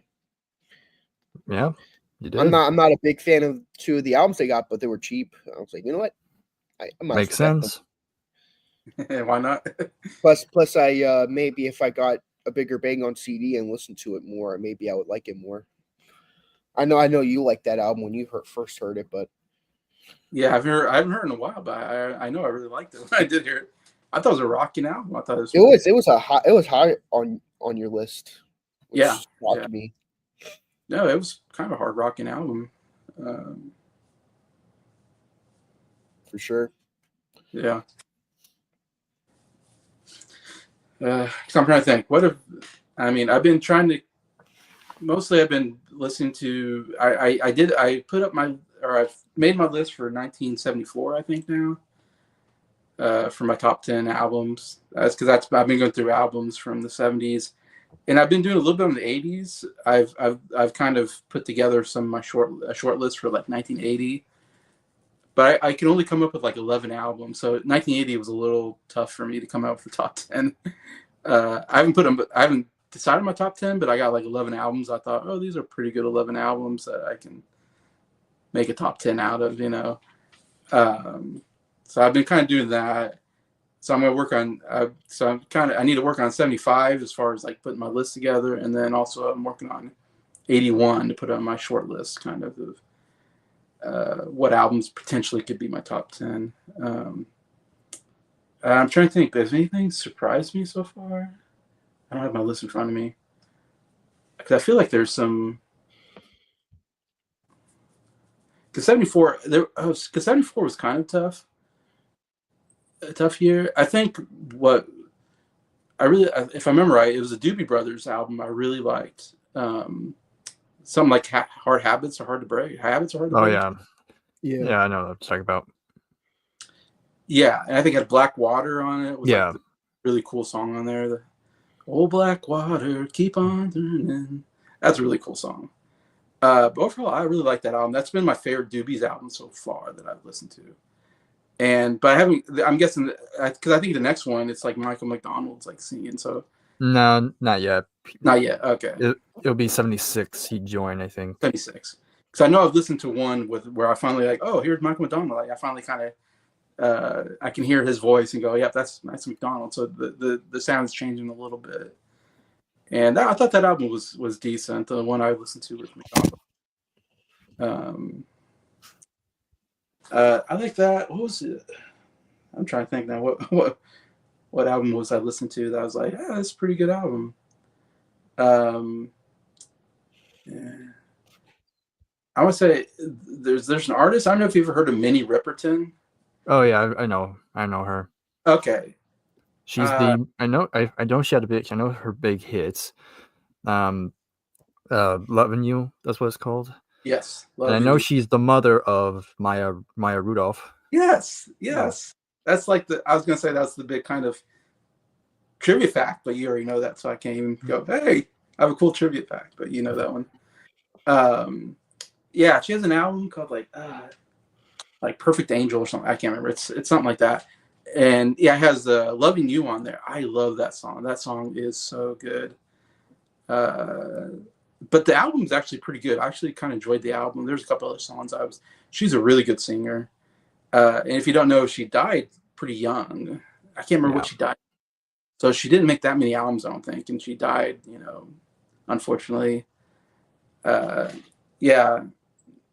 So it's like that was an album I kind of quite enjoyed. I was like, oh, that might be like a good album exchange in the future to put on the album exchange, because it's like someone people really don't know Minnie Riperton. She's not talked about a whole lot, but she hits the most craziest high notes you've ever heard in your life, like screechy, like notes only dogs can hear. It seems like it's just like the whistle register. Like I don't know, I can't even do it. So it's like Mariah Carey kind of. Yeah, this like that was pre Mariah Carey. That was pre Mariah Carey.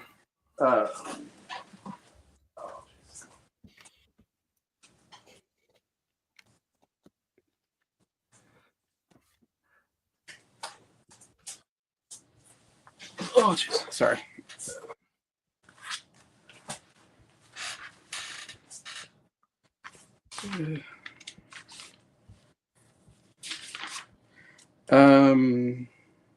Yeah, what were once vices are now habits. That was it. Yeah. I really like that album.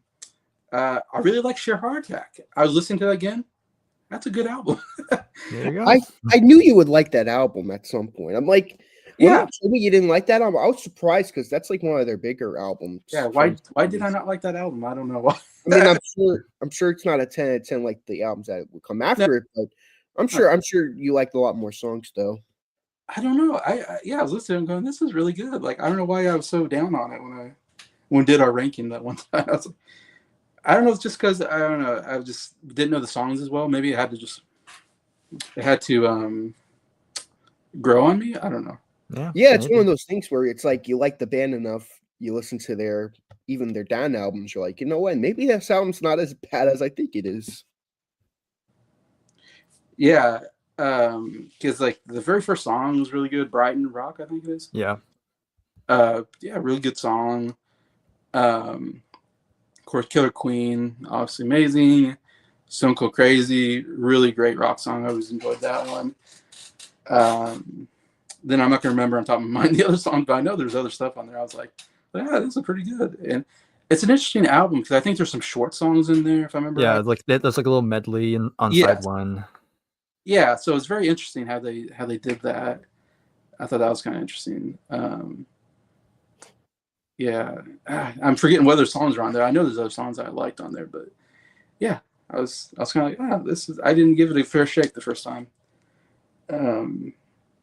Yeah, I like Pretzel Logic. I have that on my list.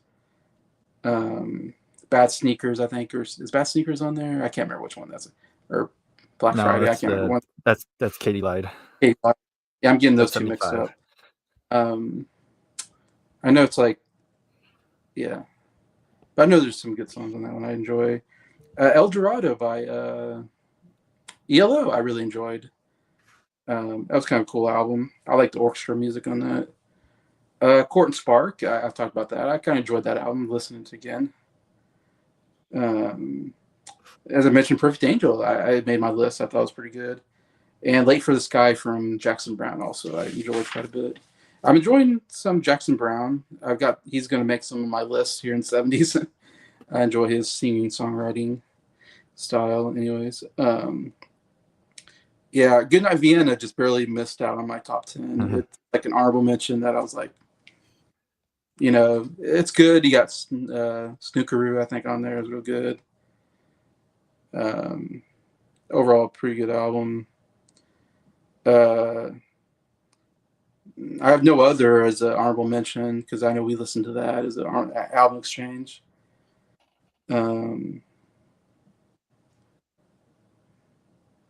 Yeah.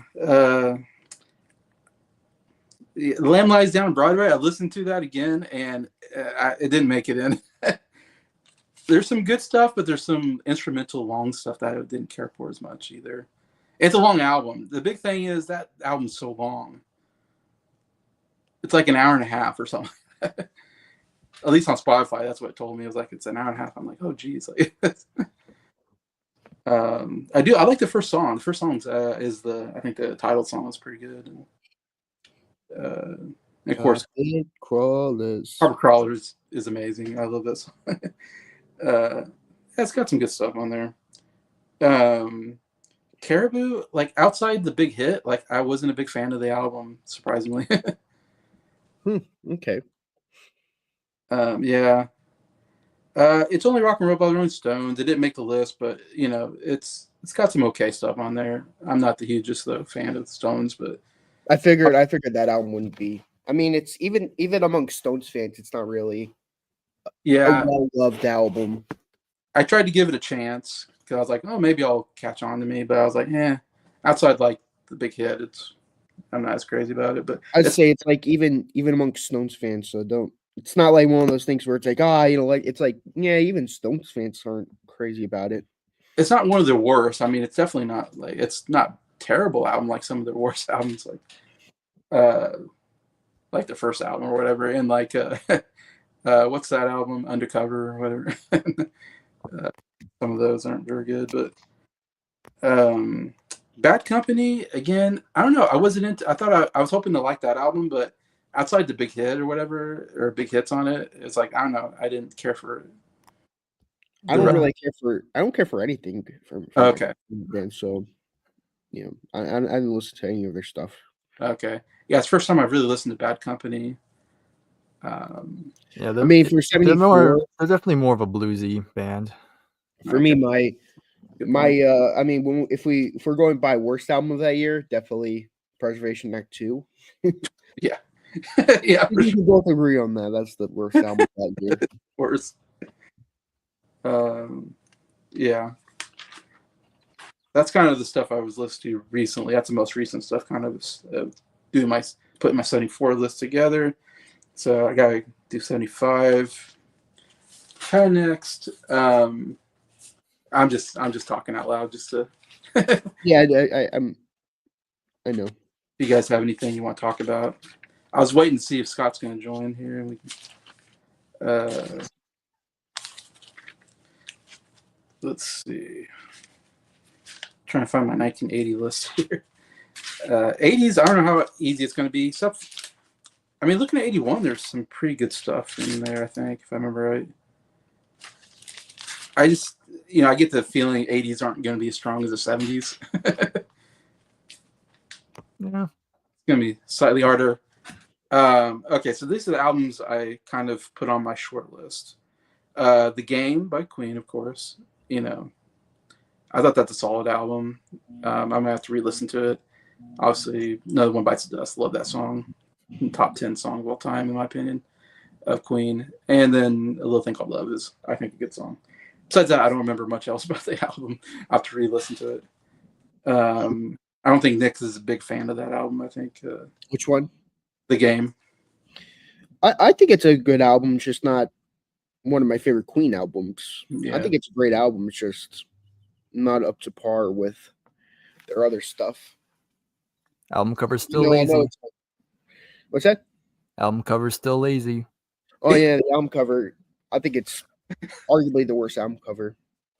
That's just them sitting there, just standing there, trying to look cool, but they look like they were forced to do that album cover. Like just like an oh yeah, we need an album cover. Here, just take a photo of us while we're doing this music video. Yeah, pretty much. I put Blizzard of Oz on there. I like some of their songs, like Crazy Train. I love Crazy Train. As like one of the coolest rock songs of all time, in my opinion. Yeah. I think there's some other good stuff. I don't know. I remember I listened to the album and I thought it was actually a pretty decent album. Yeah. And funny. And speaking of Ozzy, there's actually later this month there's going to be a final Black Sabbath show. Really? Yeah, they're getting back together, the original lineup. And it's also going to be Ozzy's, I guess it's going to be Ozzy's last live performance too, because I know he's going through health issues. I say he still do it, I guess. That's the big question. That's what we're going to find out. Yeah. But there's going to be tons of guest people coming in, fans of Black Sabbath kind of doing their thing as well. So it's going to be one of those. I know Sabbath fans are going to have a field day just discussing, is this going to be the grand finale the band deserves, or is this going to be them going out on a whimper?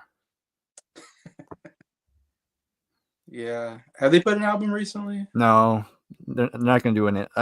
The live show is the last thing they're going to do. They're not going to do I don't think they're going to do an album.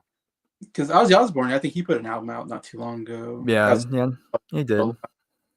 That he ever put out. Most likely. I put Double Fantasy on the list. It's such a hard album to. It's the good is so good. It's like some of my favorite John songs. So it's like, how do I rank that? And the negative. Walls and Bridges. What's that? Are you talking about Walls and Bridges? No, Double Fantasy. Oh yeah. That's a tricky album. That's a tricky one for me because I'm like, I want to like it. I want to say it's a good album because you got Woman, you got Beautiful Boy, you got Watching the Wheel. I mean, it's great John stuff. All the John Lennon songs are great. So good. then Yoko sings, and you're like, oh god, like, can I put up with the Yoko stuff? It's like half the album is perfect and half the album's just terrible. I mean, what makes it worse is that like there was also Milk and Honey, which you know, if you would have taken all the songs on that album, all the John stuff, you would have had a really great Yeah, late period 1980s John album. I know. Yeah, he's got one really good song on that album, if I remember right, that I love. But yeah, Glass House. Nobody told me that there'd be like these strange days indeed. Yeah, that's a great song. I love that song. No one told me what. Nobody told me that there'll be days like these. Yeah. Nobody told me there'll be days like these. Strange days indeed. Strange days indeed. Glass Houses, to be honest, that'd probably be my number one for 1980. I don't want to spoil too much, but I love Glass Houses. that's such a good I album. love Glass Houses. That album, I mean, there's like one song I'm not crazy about, but like the other 9 songs are really, really good. I mean, You May Be Right. Maybe. Sometimes a fantasy. Oh. I'm forgetting how it goes, but that song, the very Beatlesque, bum bum bum bum bum bum bum bum bum bum bum bum bum bum bum bum. Oh, forgetting the name of the song. I know. I'm thinking, what's the name of the song? You may forgetting. Gosh darn it. Let me look it up. Yeah, I don't know why. I mean, again, I kind of just went. Is it my favorite song in there? Now I'm forgetting. Don't ask me why. That was the song I was thinking of. It's Still Rock and Roll to Me. Yeah. All for Lena, which All for Lena. That's my favorite song on the album. Me too. It's All for Lena. How is that not a big single? I never. Oh, how's that not a big song? It's so catchy. The rocking song. I Don't Want to Be Alone. That's a great song. I don't want to be alone anymore. I was checking you out. I was just making sure. Oh. Like, great stuff. Sleeping with the Television On. That's my second favorite song on the album. I love that song. Because I was sleeping with the television on. Another song. It's not big. Talk to me. Talk to me. Sent to the French song You Were the One. I like. I'm not a fan of Close to the Borderline. That's the one song I'm not crazy about. It's like a okay rock song. But I thought Through the Long Night was a good album closer though. But 9 out of 10 songs, it's like quality Billy Joel. It's like I could see why this was another big album for him. It's really good.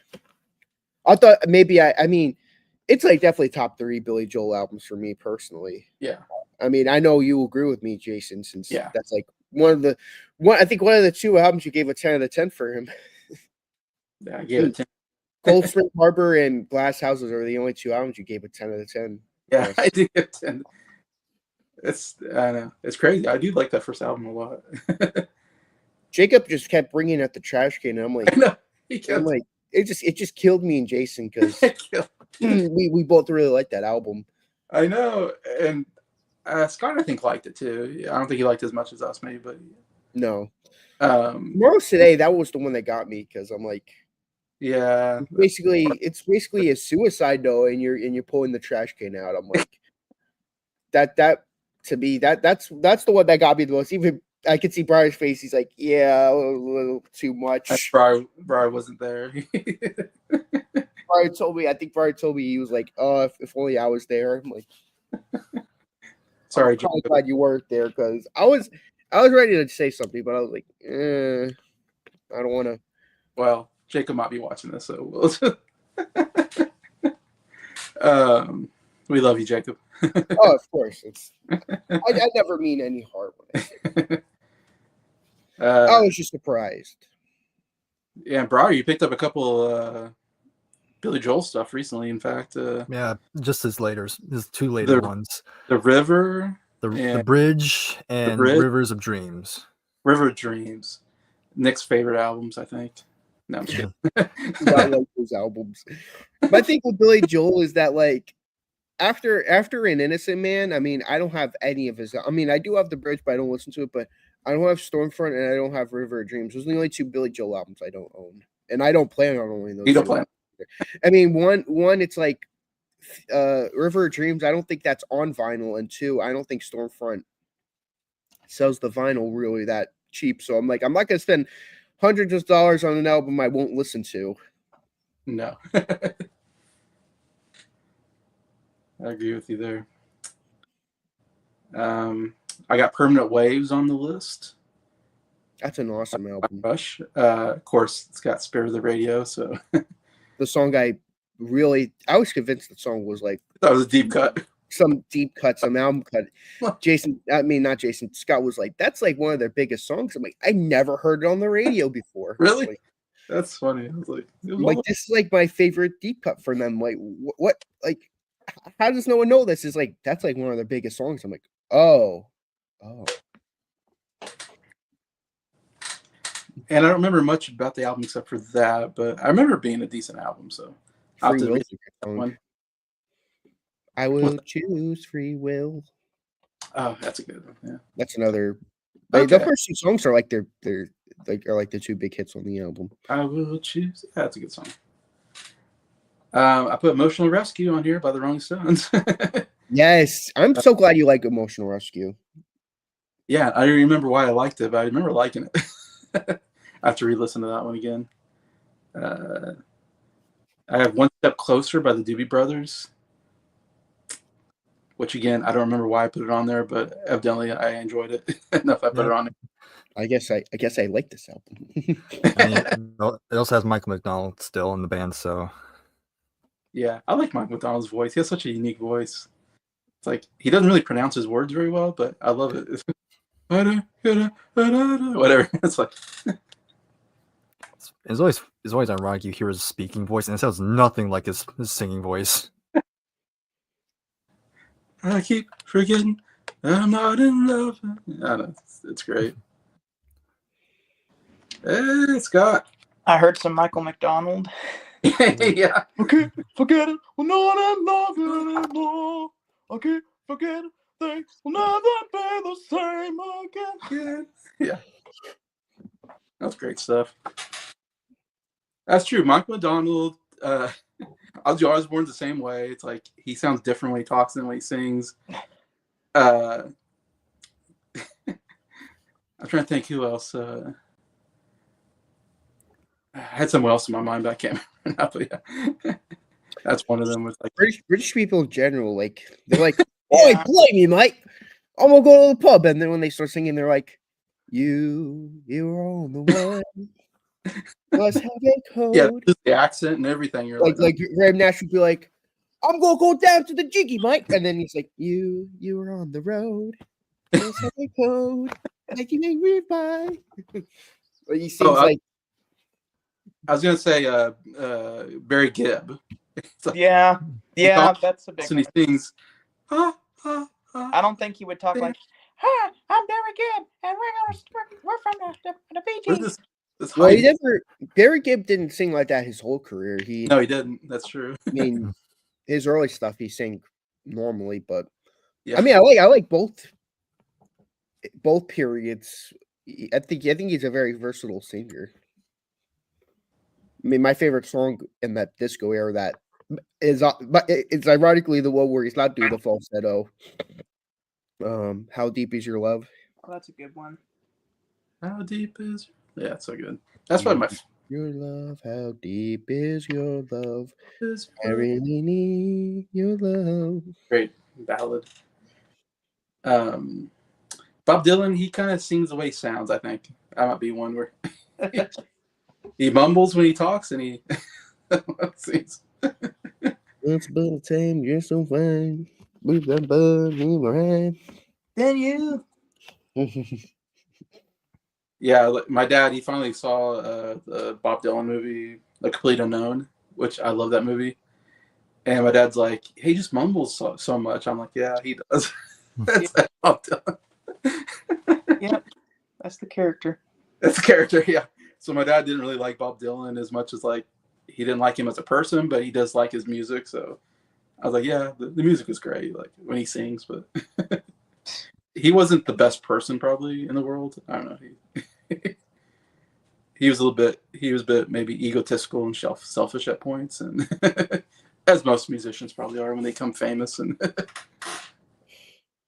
That sounds about right. How does it feel? I put Super Trooper on the list because it has my favorite ABBA song, I believe. Oh, what? Winner takes it all. Winner takes it all. Loser, something falls. This? That's a great song. It's almost like just a solo song for that singer. She's so good. I'm like, when I hear her singing, I'm like, I didn't know you were this good of a singer. Like, you should just be singing more solo stuff. Maybe she did. I don't know, but And I think forgetting the name, it was the blonde one. Is that Anna Fried? I forgot. No, Agnetha. Agnetha. I know the difference between the Yeah. two guys, Benny and Bjorn. Bjorn. I know Bjorn is Bjorn. I'm not the Bjorn. kind of person who makes fun of looks, but he's definitely one of those people who he's definitely not the prettiest looking guy for sure. Yeah, I got you there. Not the one with the beard, the other one. Yeah. I'm just talking about albums from 1980 that I was kind of that I put on my short list. I put Departure by Journey on there. Well, I've listened to that album that Adam picked, and since Jason's not going to be on the video, and I'm not sure if maybe he'll catch her alive or not, I'm going to say it. I think that album's horrible. I'm just going to be brutally honest. I do not like Adam's pick. On the album exchange you're talking about? Album Exchange, yes. I'm listening to it. I'm like, this album is terrible. Like, Oh man. I was telling this to Scott. I'm like, Scott was telling me, and I'm like, I'm gonna have to agree with you, Scott. I don't like this album. I think I might give it the lowest score out of everyone here. Like, I don't like anything about that album. I mean, I'm not gonna give it a 0 out of 10 because that album goes to the worst album ever, which that's not even close to being the worst album ever, but it's getting well, get it spoiled here, but it's getting a 0.5 out of 10 for me. So not even a full 1 point. It just Ouch. didn't like anything about that album. Well, at least Soundgarden got a higher score than that too. Well, Soundgarden has like a song or two I like. You know what? This is actually good music. I actually like this, and they're going for something. I said this to Scott. I'd listen to Radiohead again and listen to that album again. Because at least Radiohead's trying to do something. At least they're innovating something.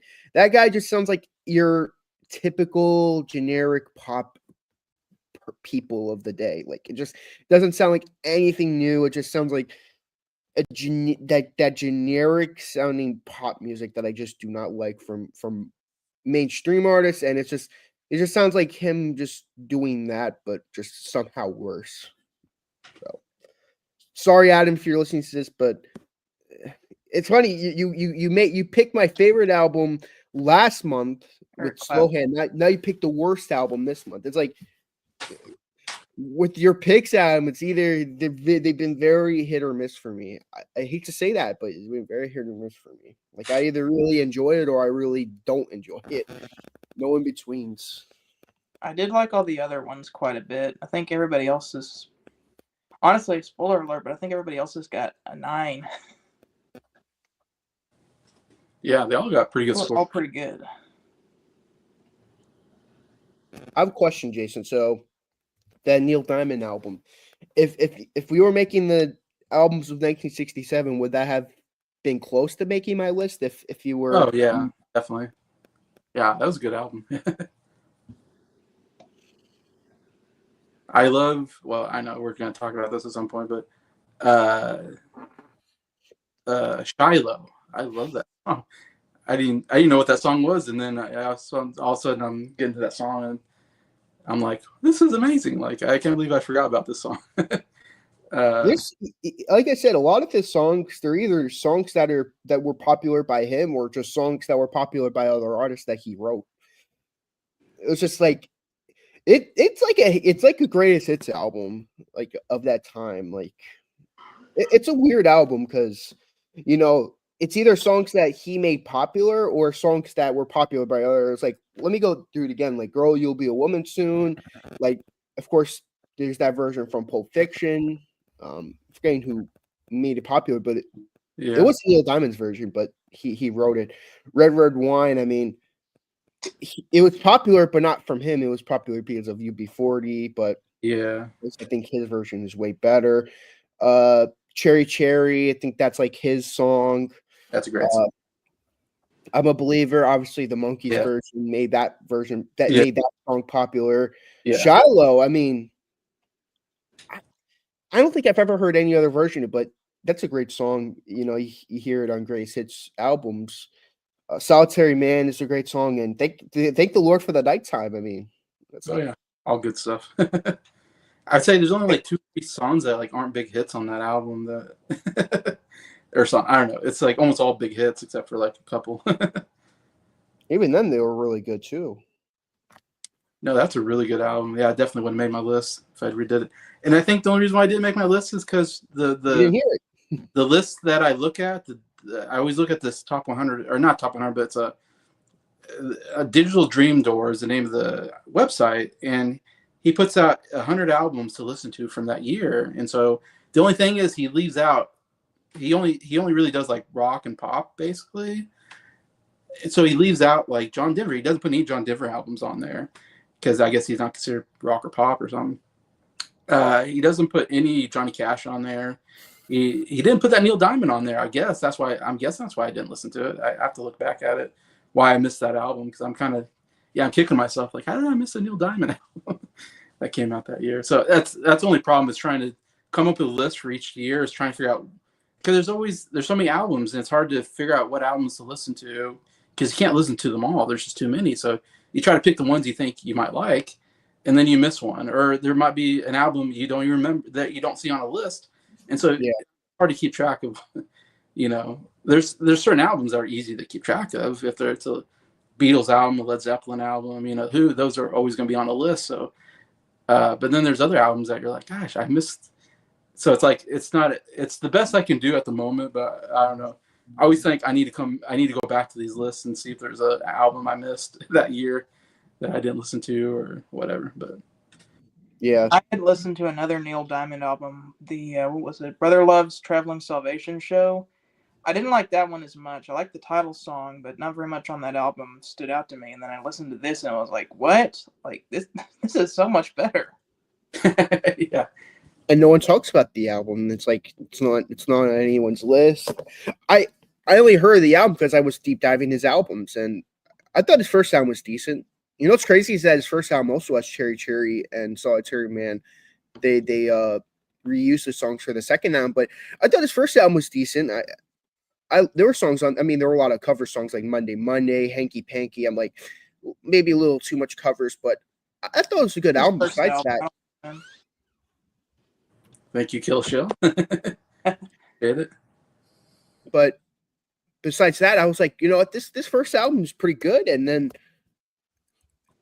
I'm like, I got to the second album, I'm like, oh my god, like song after song after song. I'm like, this is this is his second album only. I'm like, what? I was in disbelief. I was in disbelief how good his albums were. I'm like, Now you're a believer. The feel Neil Diamond the first time, I'm like, okay, this is pretty good. I give it like a 8 out of 10, a 7 out of 10. And then the second album, I'm like, this is like a 10 out of 10 album. Like, what the heck? It's just the quality change from the first album to the second album just huge. And then the third album is okay. Velvet Gloves and Spit. That's an okay album. Brother Love's Traveling Salvation Show, I'll defend that album. I think that's a really good album. Touching You, Touching Me. I like that one. I heard that one too. They had, what is it, Holly Holly and Mr. Bojangle on it. Yeah, and I'd say, well, if you're talking about the UK version, it also has Sweet Caroline on it. Whoa. Sweet Caroline. Great song. Times never seem so good. Or whatever. So good. So good. I have the Stones album is the only album I have of Neil Diamond. And I think it has my favorite Neil Diamond song now. Because it's the one I can't get out of my head now, and that is I Am Myself. It's so good. That's a good one. Oh, I didn't even think about that being like one of his best ones, but after hearing it, I'm like, I really love that song. You need to listen to what is it, the Jazz Singer soundtrack, because that's got "They're Coming to America." Yeah. Yeah, that's right. I remember seeing that on the list, and I was like, should I count that? It's a soundtrack, but I guess It's got a lot of original songs from it's Neil. original. Okay. Kind of like Good. I'm trying to think of another example where like a soundtrack was original stuff and was famous. I mean, I guess like The Bodyguard with Whitney Houston. Yeah. It's kind of a What was big, the what album are you guys talking about? The Jazz Singer by Neil Diamond. It's The a movie Jazz- soundtrack, but it's mostly original stuff by Neil Diamond. Yeah. I definitely gotta check that album out. I mean, I heard his first 8 albums because, like I said, I was deep diving him. Field of Neil Diamond, Just for You, Velvet Gloves and Spit, Brother Love's Traveling Salvation Show, Touching You, Touching Me, Taproot, Manuscript, Stones, and Moods. That's the last time I heard from him was Moods. It has the song Song Sung Blue. But you said there was a song on Stones you really liked, Jason? I Am, I Said. Oh, that's a great song. I am. I don't know. It's just so epic the way he sings it. I am. I said. It's like, oh, I love his vocals. Super. I think that might be Adam's favorite. That's album. Adam's favorite. Yeah. Album, whatever. Stones. In fact, I have it. I can find it. But yeah, like Saturday Night Fever is kind of that way. So, but it's not all. I don't think it's all Bee Gees. It's But not, but it's mostly Bee Gees. There's not enough Bee Gees songs for me to consider it a Bee Gees song. Yes, because I listened to the album because it won like Grammy Album of the Year, I think, and it's a huge album. And I was like, oh, cool, it's got some Bee Gees stuff. And I remember listening to it and thinking, oh, the Bee Gees stuff's great, but all the other stuff I didn't like. So I didn't really. Disco Inferno, burn, Disco Inferno. Yeah, Staying Alive and How Deep Is Your Love maybe is on there. I mean, it's great stuff. Yeah, I'm not a big fan of the Boogie Shoes song. I wanna put on my boogie shoes. Terrible. I do not like. I mean, here's my a review on this album. The Bee Gees stuff is all great. I don't have to go through track by track on those. Even I mean, there's a lot of songs from their previous albums too. Like I know You Should Be Dancing's one of them, and Jive Talking. Those two were on previous albums already, but the other stuff, I mean, like Fifth of Beethoven, like this is okay. Beethoven's Fifth Symphony is a disco song. I'm like, More Than a Woman. Like, did they put a second version of that song? No, the Bee Gees version is good, but I don't. I'm like, why are you putting 2 versions of More Than a Woman on a soundtrack? Like, we already have the clear cut best version of this. Right? Song. Why do that? Why Isn't that a pity? I don't know. Just so annoying. But to me, the worst song on the album is definitely Boogie Shoes. Casey and the Sunshine Band. Like, this song is terrible. I wanna put on my boogie shoes. Yeah, that's some of the worst like disco style music for me. I'm not a big fan of that Casey Sunshine. I don't think I'm a big fan of that. There's another song by them I really. I like it. There's just songs in general. I don't like their stuff. They have another song that I'm just like, ugh. I think I know which one it is. Let me look it up because, you know, like I was looking. Big on hit. that note, sorry, because I think it's time for me. I gotta get going right now. Oh, okay, bro. Yeah, because I really gotta finish that CD sorting thing. All right. Because, like I said, it's on my bed and I need to sleep tonight. Oh. But in any case, it was good to be here. Again, happy birthday, Jason. Oh, thank it's nice seeing you, Briar. That's nice seeing you, Scott and Nick. And hopefully we'll talk soon. But yeah, hopefully you have all of you have a good rest of your day. All right.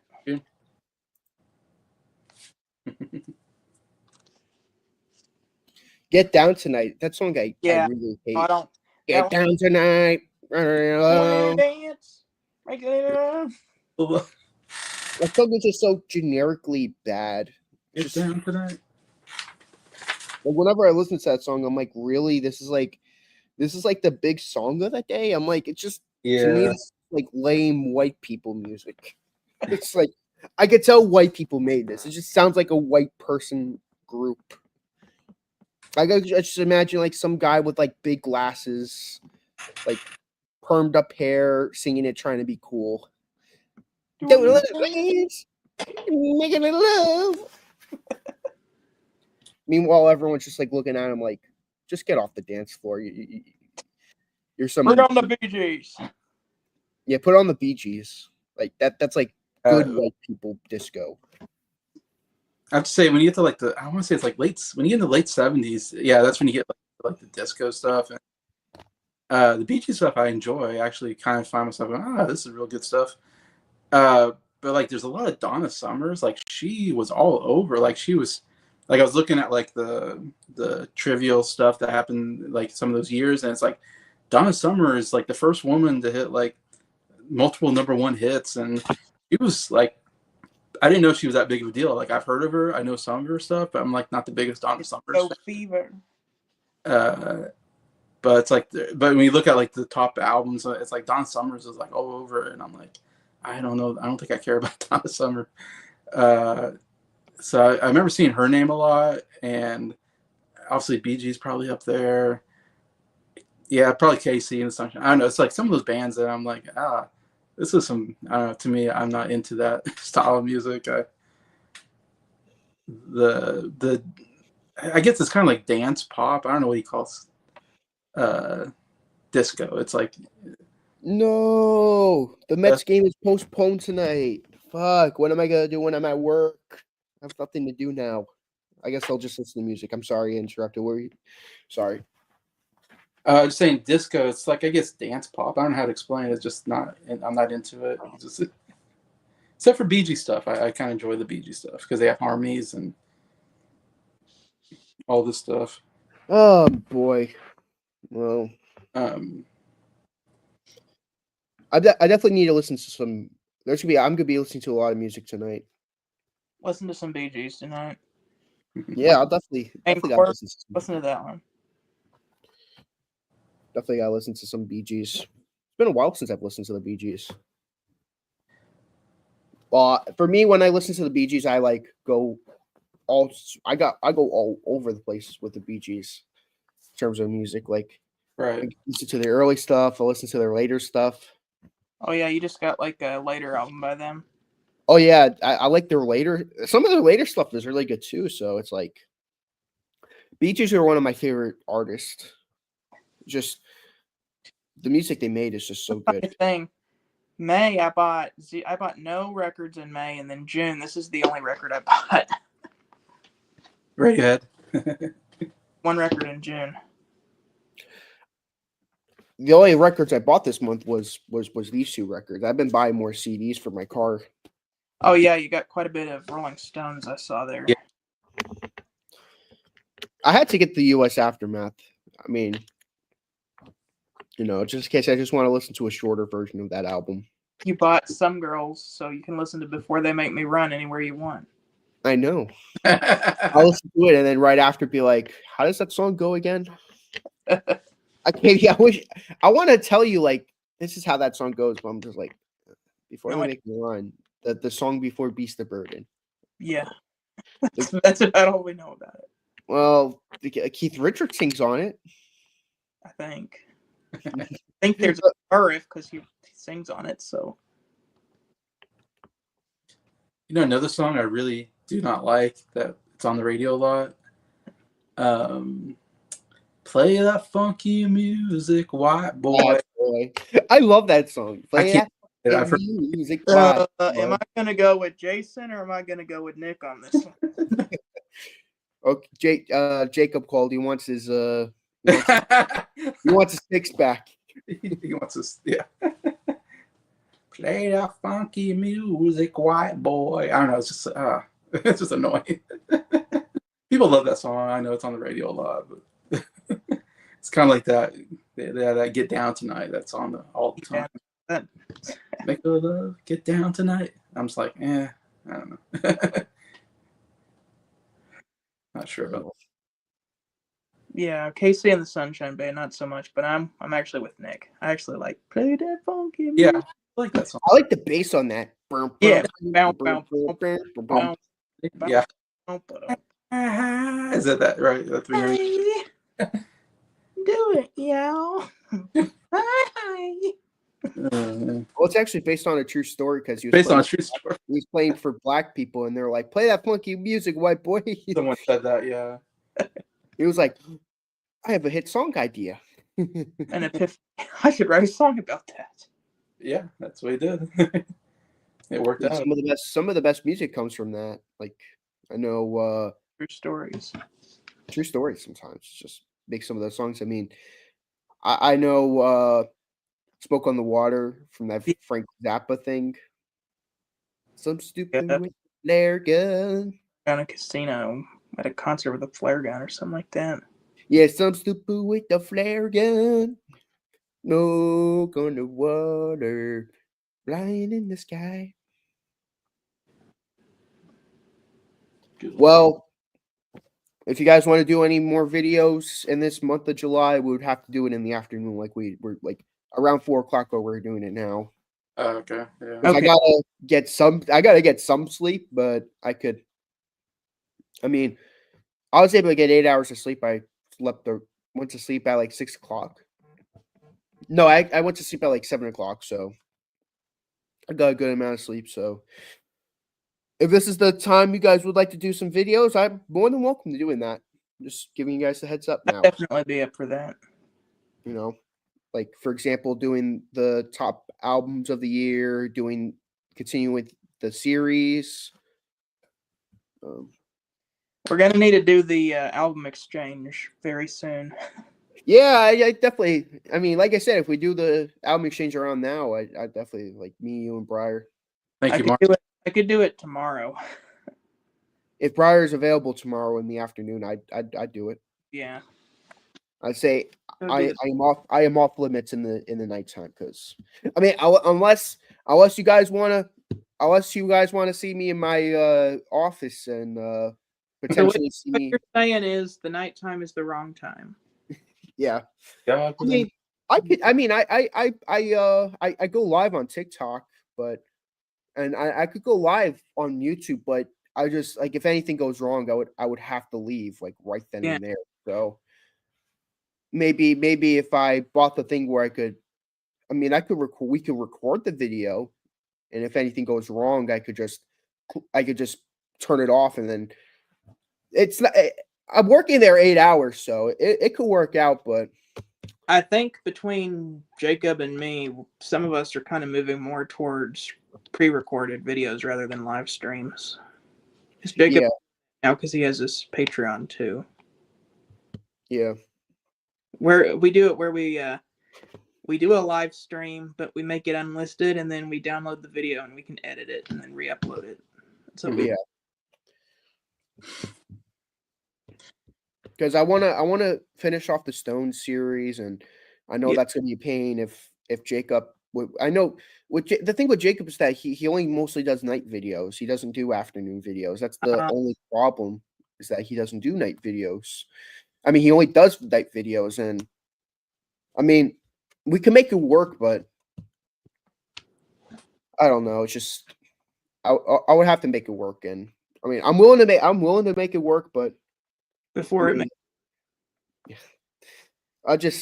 I'll instead of doing live streams, we would have to do it like recorded. Rich talking here. Thank you, Rich. Yeah, I used to be 37 back in the reaction to the classic days. Yeah, that's right. What was that? 20? First started on that channel when I was I was more involved back in the day than I am now. But yeah, me, Scott, and Jason used to be so involved in that channel. Two, I feel like was the height of our involvement with that. We were on that almost every Monday picking songs. In fact, I think that's where I met both you guys. Was Yeah. I suggested the Who song, and Nick was like, "Oh my gosh, the Who!" And his name was John Lennon, so I was like, "What? Yeah, John Like, the Who?" And then Jason picked I think he picked an ELO song or something. I was just like, "Nice, Electric Light Orchestra." And so I looked at his channel and I saw what kind of stuff he was reviewing music wise, and I was like, "Hey, pretty cool!" Like good. music. I remember when I first saw Jason because I didn't look at his channel, but I saw you guys doing the videos together that one time before our Who live stream. Oh yeah, that I was was like, the first. this Jason guy, he seems pretty cool. I was like, with Briar, I called him the CD guy. Yeah, like the CD guy. That Jason guy, he seems kind of cool. Yeah. But Yeah. with Scott, I'm just like, oh yeah, Sound Lab. Just like, Yeah, there's these videos where Nick is just like, yeah, I'm gonna have to agree with Sound Lab on that. Really? Call them Sound Lab. I mean, Like the first it's not on any of our album reviews, but if you watch our old ranking videos, it's like, oh, I agree with Sound Lab. That's one of my favorite albums by them. Sound Lab, and then thankfully I didn't say yeah, that CD guy. I like what he has to say. The CD guy. I'm with the CD guy. With the CD guy. I'm with the CD guy on that one, but I still don't think he knows what he's talking about. I can't believe I thought that. I'm like the CD guy. I don't think he knows what he's talking about. Funny. Yeah, but I met Rich there. Rich Strickler, you probably guys know. He was on Reactions Classics. Yeah, He has his own YouTube channel, really good YouTube channel called Rich Strickler. Covers a lot of music and stuff, and he is an Eagles fan. So he's in your neck of the woods. Oh, yeah. Wait. Are you talking about the football team or the band? But he's a big fan of both. But I was talking about the band, then yeah. But if you're talking, I was talking about the football team, but he is an Eagles fan too, of the band as well. My mom wants me to be a Giants fan so bad. I'm like, I'm sorry, I can't be a Giants fan. Giants. I mean, the one thing I could say that the Giants did that Mahomes couldn't was beat Brady. That's like the only flex I would have if I was a Giants fan. I'm like, we beat Brady twice. You couldn't beat him once. That'll be like my only thing. I'll be like, Eli Manning beat Brady, but I'm like, I can never switch teams. Once a Jet fan, always a Jet fan. They're thick and thin, mostly thin though. Cue the McCartney song.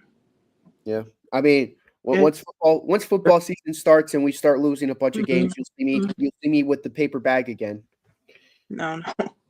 I'll see me with the paper bag. I'm like, Jets losing. You need to have an intro theme of that paper bag man.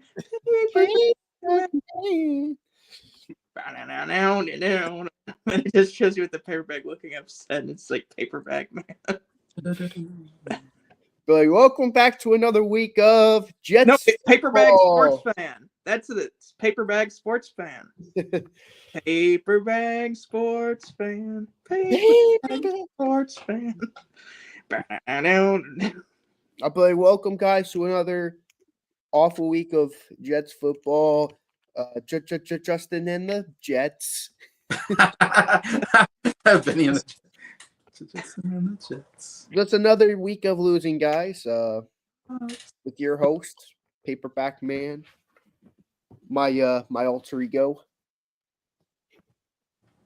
I'm like, why do the Jets always lose? Why? Is this gonna be another year of no playoffs? 15 straight years of nothing. We'll find out. Well, the Chiefs and the Eagles need to go back to Super Bowl so we can, we're 1-1. So whoa, we do not want to see Mahomes in the Super Bowl again. I'm tired of that. No, I'm starting to get tired of them. Make it once. Can it be like the Bills or the Ravens? Let's see the Cowboys versus the Jets. Let's see that. That would be a game. It's like, imagine the Cowboys versus the Jets. Yeah, well, it could happen. The commentator will be like, I never thought I'd see this. The Cowboys. I mean, the Cowboys haven't made the conference championship since the 90s, and the Jets haven't made the playoffs in 14 years. So it would be like two big comebacks for both teams. Yeah. I want to see a Giants versus Hold it. Jets. What if that is the Super Bowl this year? If it's Cowboys versus That'd be Jets, the craziest God, Super Bowl ever. that would be the craziest Super Bowl. I'll Uh, be my friend down in Texas. My friend down in I will Texas. buy a ticket and go see one of the games. I mean, the tickets are like a gajillion dollars, so I probably wouldn't. I'd say if you bet money, you'd make a bunch of money off that because the odds are so astronomical.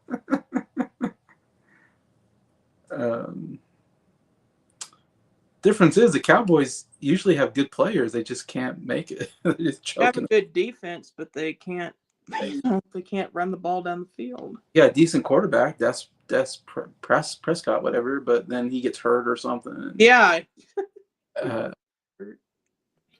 mean, speaking of sports and Dallas, Dallas Mavericks. I'm calling it. They're making the NBA Finals next year. If they stay healthy, they have Kyrie Irving, Cooper Flag, Anthony Davis. They have like this. I mean, pretty good team. Last year, I'm like, how could they trade Luka Doncic for Anthony Davis? But now that they have another first overall pick, I'm like, they have AD and Cooper Flag. I'm like, ooh, this seems to look dangerous. Yeah, Let me tell you. If Cooper Flag plays like he does in college, he's gonna be dangerous. Yeah, it'd be interesting to see how he does in the NBA. I'd love to see it. I'm not a fan of the team, but I'm going to be paying attention to Dallas next year. I'm paying attention to them. Like, you know what? You guys are making all these moves. I'm paying attention to you. I'm rooting for you. Yeah, if Anthony Davis is healthy, they could do something. Yeah, and Kyrie Irving. This one post was like, "Who's going to stop this team?" And this one person's like, "The hospital." Yeah, I was gonna say the hospital. I'm like, "Oh my god." But for Dallas' sakes, I mean, the Cowboys have been terrible. The Dallas Stars, the hockey team, they make it to the conference finals, but then they get beat by the Oilers every year. I'm like, that it's like the Stars and the Oilers is like it's like Mahomes and Josh Allen. It's like Josh Allen can't beat Mahomes. Dallas Stars can't beat the Oilers. They just can't. And the Rangers, I mean, they had that one really good year. They won the World Series, and they've been terrible ever since.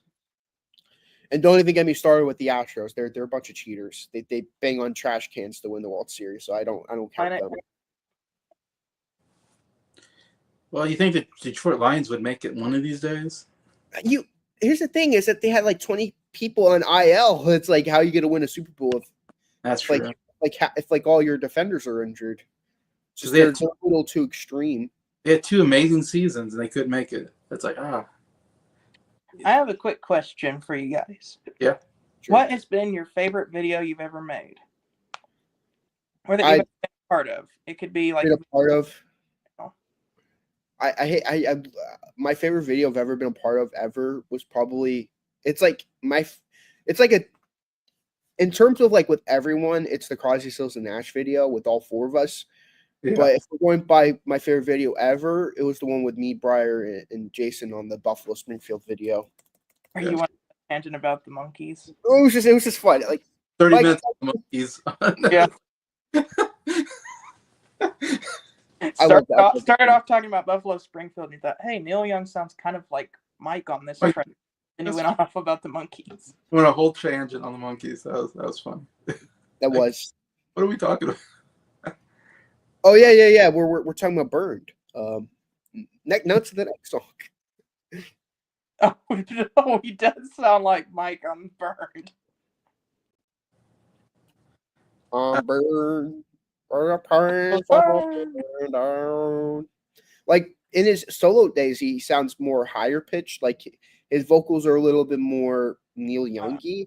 But in the first Buffalo Springfield album, he sounds like Mike Nesmith. I don't care. He sounds like Mike Nesmith. It sounds like they invited Mike Nesmith over to the Buffalo Springfield to sing 2 songs. I'm like, when I first heard those first 2 songs, I'm like, is this Mike Nesmith? Like, No way. No way they invited a monkey over here. Like, no way. Which one is Jason's favorite? Out of My Mind and the first song. No, the video he's been a part Video. Oh. I have to go with what was it called? Essential Albums of the 1960s. Was it? Is it the 60s or the 70s one? Or was it 70s? The 70s one was like 2 movies. It was like 6 hours long. It was the Yeah. longest stream I've ever done in my life. That was not my favorite personally because it was just too long. It was a little long. I love doing those videos. Those were a lot of fun to me. It was fun, but like it got to a point where I was just like, I had to turn off the camera every time because I was just like, Yeah. Oh, I had to go get turn off the camera and go get several drinks. I think You know what's crazy? That Queen video was almost long too. That was a long video. the one where you were talking about like the Queen rankings or Yeah. Queen ranking, yeah. Wasn't that like a 4 or 5 hour video too? Yeah, that was. Yeah. Mm-hmm. That's crazy long. I don't know. It's because that's the ones I think of when you say like favorite videos. I love doing the Essential Album videos. Those are a real blast for me. Anyway. Let me tell you this. I don't want. I'm not trying to sound like I'm putting that one video down. I love doing the 60s. That was fun. Doing the 60s was amazing because it was long enough where I really enjoyed it, but it wasn't like grueling like the 70s. Yeah. I'm just like, ugh. Still haven't done Essential Albums in the 90s yet. Yeah, that's the next. I wouldn't mind doing that now that I know more about the 90s. Well, for me, I would have to do more. I have to do the top albums of the 90s before I start making my list of essential albums because I have to listen to albums because I can't. I want to be a part of that full series. I want to do the essential albums of the 2000s, essential albums of the 2010s, and maybe if we know each other for longer and we get to the end of the 2020s, we could do essential for the 2020s.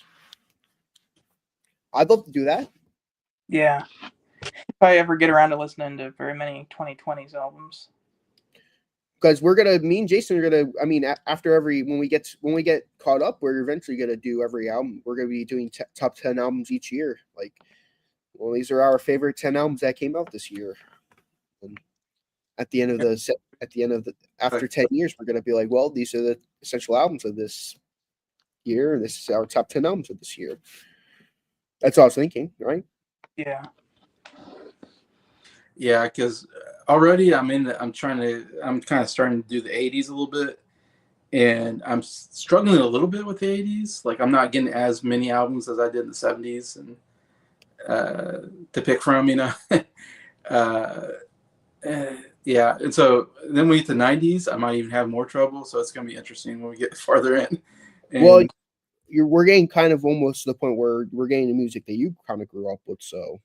That's true. Like I know some of the big stuff in the 90s, but it'll be interesting when we get there. And definitely a lot of bands I haven't really got into that I know about in the 90s. So like I know their hit songs, but I never listened to an album. So it'll be interesting to see if some of them have good albums as well. But yeah. 70s was pretty easy to put together. Late 60s and 70s was easy to put together a list because there's just so many great albums that you can pick from. So right now, I could probably put together my top 5 albums of every year from the 90s, but I definitely have to listen some more to get a top every year. Yeah. Very true.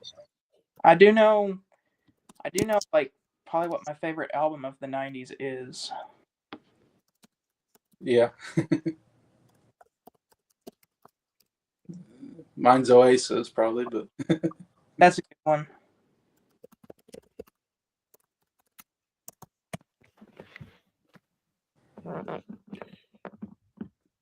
Yeah, some good stuff from Oasis. Alanis Morissette has that one album I really like. Yeah, 95 is a pretty stacked year. I like 95. 95 was pretty good. Some pretty good stuff coming out of there. 94, and 95 are pretty good. Yeah. 7 is solid. I agree. Pretty solid stuff. Of course, like you mentioned, Creed, of course. Creed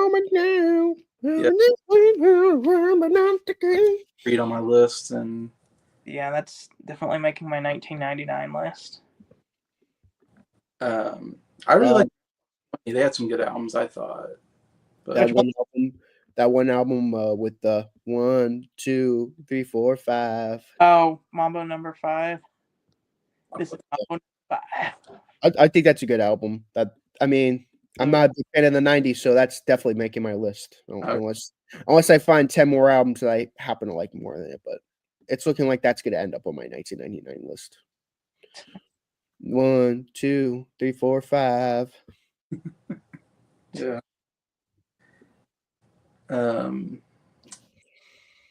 Rear Cracked View is a really good album. Yeah, that one. In the Blowfish. Yeah, I actually really enjoyed that album. That's gonna be in there. I want to be with you. I only want to be with. Yeah, that's a good stuff. And let her cry. Yeah. That the sun or something comes down tomorrow. I don't know. Yeah, it'll be interesting when we get there. Yeah. Like I'm still putting together top 10s for the 70s right now. I'm at 74, so. But then I'm also I'm also starting to work on my 80s as well because I don't know, I'm just so kind of excited to like get into the 80s and see what's there, and just kind of put my short list together of the 80s stuff. Yeah. I'm excited to listen to the 80s. I feel like I know a lot of like singles from the 80s, but not as many albums. Yeah. The main albums I know are people from the 70s who made albums in the 80s. Yeah. You know what song that I was like, you know what, this song is pretty good. I think it's kind of decent / okay. That now I'm like, now this is like one of my favorite songs by this artist. 49 Bye-Byes. Oh, yeah. Crosby, Stills, and Nash. 49 Bye-Byes. That's like, I thought it was an okay song. Yeah. At first, like this is an okay still song, kind of the okay way to close out the album. I'm listening to it on my car. I'm like, this song is really, really good. Like probably like top 5 songs from them too. Like Sweet Judy Blue Eyes and 49 Bye-Byes. Those are my 2 favorite songs on that album. And they're like the opening and closing songs on the album, the bookends. Dun, dun, dun, dun, dun, dun, dun, dun. Yeah. I do prefer Stills' work with Crosby, Stills, and Nash more than I do his Buffalo Springfield stuff. I mean, he made some really great Buffalo Springfield stuff, but I do like his Crosby, Stills, and Nash stuff just a tad bit more. Yeah. I agree. Yeah, because the 80s, you still got some Queen stuff that's decent. Not as good as the 70s stuff. It's still some pretty good Queen stuff. That's a good album. And Rush is starting to hit their stride, I feel like, in the 80s. And waves. Journey is in there. The Police, good albums. Foreigner, we're going to get some Foreigner, of course. Cars are coming in pretty hot. Oh, yeah. The Cars. One of my favorite of all time is in the 80s, so we'll get some good Phil Collins stuff. Paul McCartney, he still has some really good stuff coming in the 80s, so. Has a really great album called Pipes of Peace. Yeah. Got Tug of War and Pipes of Peace coming out. You got Michael Jackson, of course, with Thriller. Bad. Fleetwood Mac still has some good stuff, I can see. Mirage. Yeah. Hey, Scott, why are you saying Michael Jackson's bad? He's good. He has some good music. He's bad, Scott. Wow. Weird, I have a compulsion to call Michael Jackson bad and Weird Al fat. I don't know why. You're gonna see Lionel Richie on my list probably in the 80s. Oh my gosh, that Lionel Richie record. Yeah, can't slow down. I still haven't listened to it yet. You haven't? All night long. I've had it for like 5 years and I've never listened to it. You have to listen to it. You have to. It's law. Wait, I know it's good. I just keep forgetting I have it.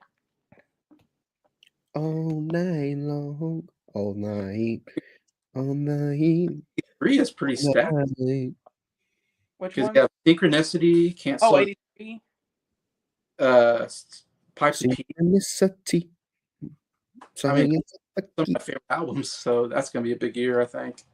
Yeah. Also got Sports by Huey Lewis and News I like, and State of Confusion. I think it's a good Kinks album. So 85 is pretty good too. Tears for Fears, Phil Collins, Dire Straits. What else is in 85? I know there's another big one. Yeah. Whitney Houston comes in that in 85. I like that album. I will always love you. And Genesis comes out with some of their best work. With Invisible Touch. Paul Simon, Wasteland, of course. Oh. 86. Yeah. Well, You I'm too. gonna- The Boy album. I wasn't really into that album. I don't think you'd like their earlier stuff. Yeah, I was kind of But disappointed. like starting at like Unforgettable Fire. Like Joshua Tree, of course, is a great album, but I wanted to listen to more YouTube. But I was, You'll like Unforgettable Fire. I know you like that one, and I know you like what's the name of that '90s one? 91 Octung Baby. That's got one and yeah. Real Thing, and what's the other big? guys, I'm gonna head out. Various Ways. That's the other big one on there. Guys, I'm going to head out. You guys have a good rest of your day. I'll go ahead and head out as well. But I was happy. gonna say probably about time to close this, anyways. Yeah, I gotta get ready. Well, I have work in 3 hours, but I gotta get ready for that. All right. We'll see you guys later. All right. Take care. Thanks for joining me. Have a good one, Jason. All right. All right. So probably closed out this birthday stream. Got 2.5 hours. Talked about a little bit of everything: music, movies, sports. Anybody watching at this point, I appreciate you watching, and it's just a fun hangout stream on my birthday. You know, great to hang out with friends. Thank you so much to Mike from Did You See That for joining me at the beginning. I really enjoyed talking to him. Thank you for Briar's Music Showcase, a great channel and great friend of mine. And then Nick from Townsend 505. Thank you for joining me. And Scott from Sound On Studio. So appreciate you guys joining me on this live stream. Make it an enjoyable birthday. Get to talk to my friends. And yeah, so anybody watching, thank you to all this people chatting. Ryan Swells especially. Really enjoyed your asking some questions and helping me out here in the chats. And of course, Ryan from Real Talks with Ryan in there as well. I think I know Rich Strickler, he asked something at the end. Appreciate all of you. Wish me happy birthday. Thank you for watching this or subscribing to the channel, watching my videos. I really appreciate all you guys making this really enjoyable experience, getting to do YouTube anyways. And besides that, I guess I'll sign off now. And until next year, I'll see you guys later.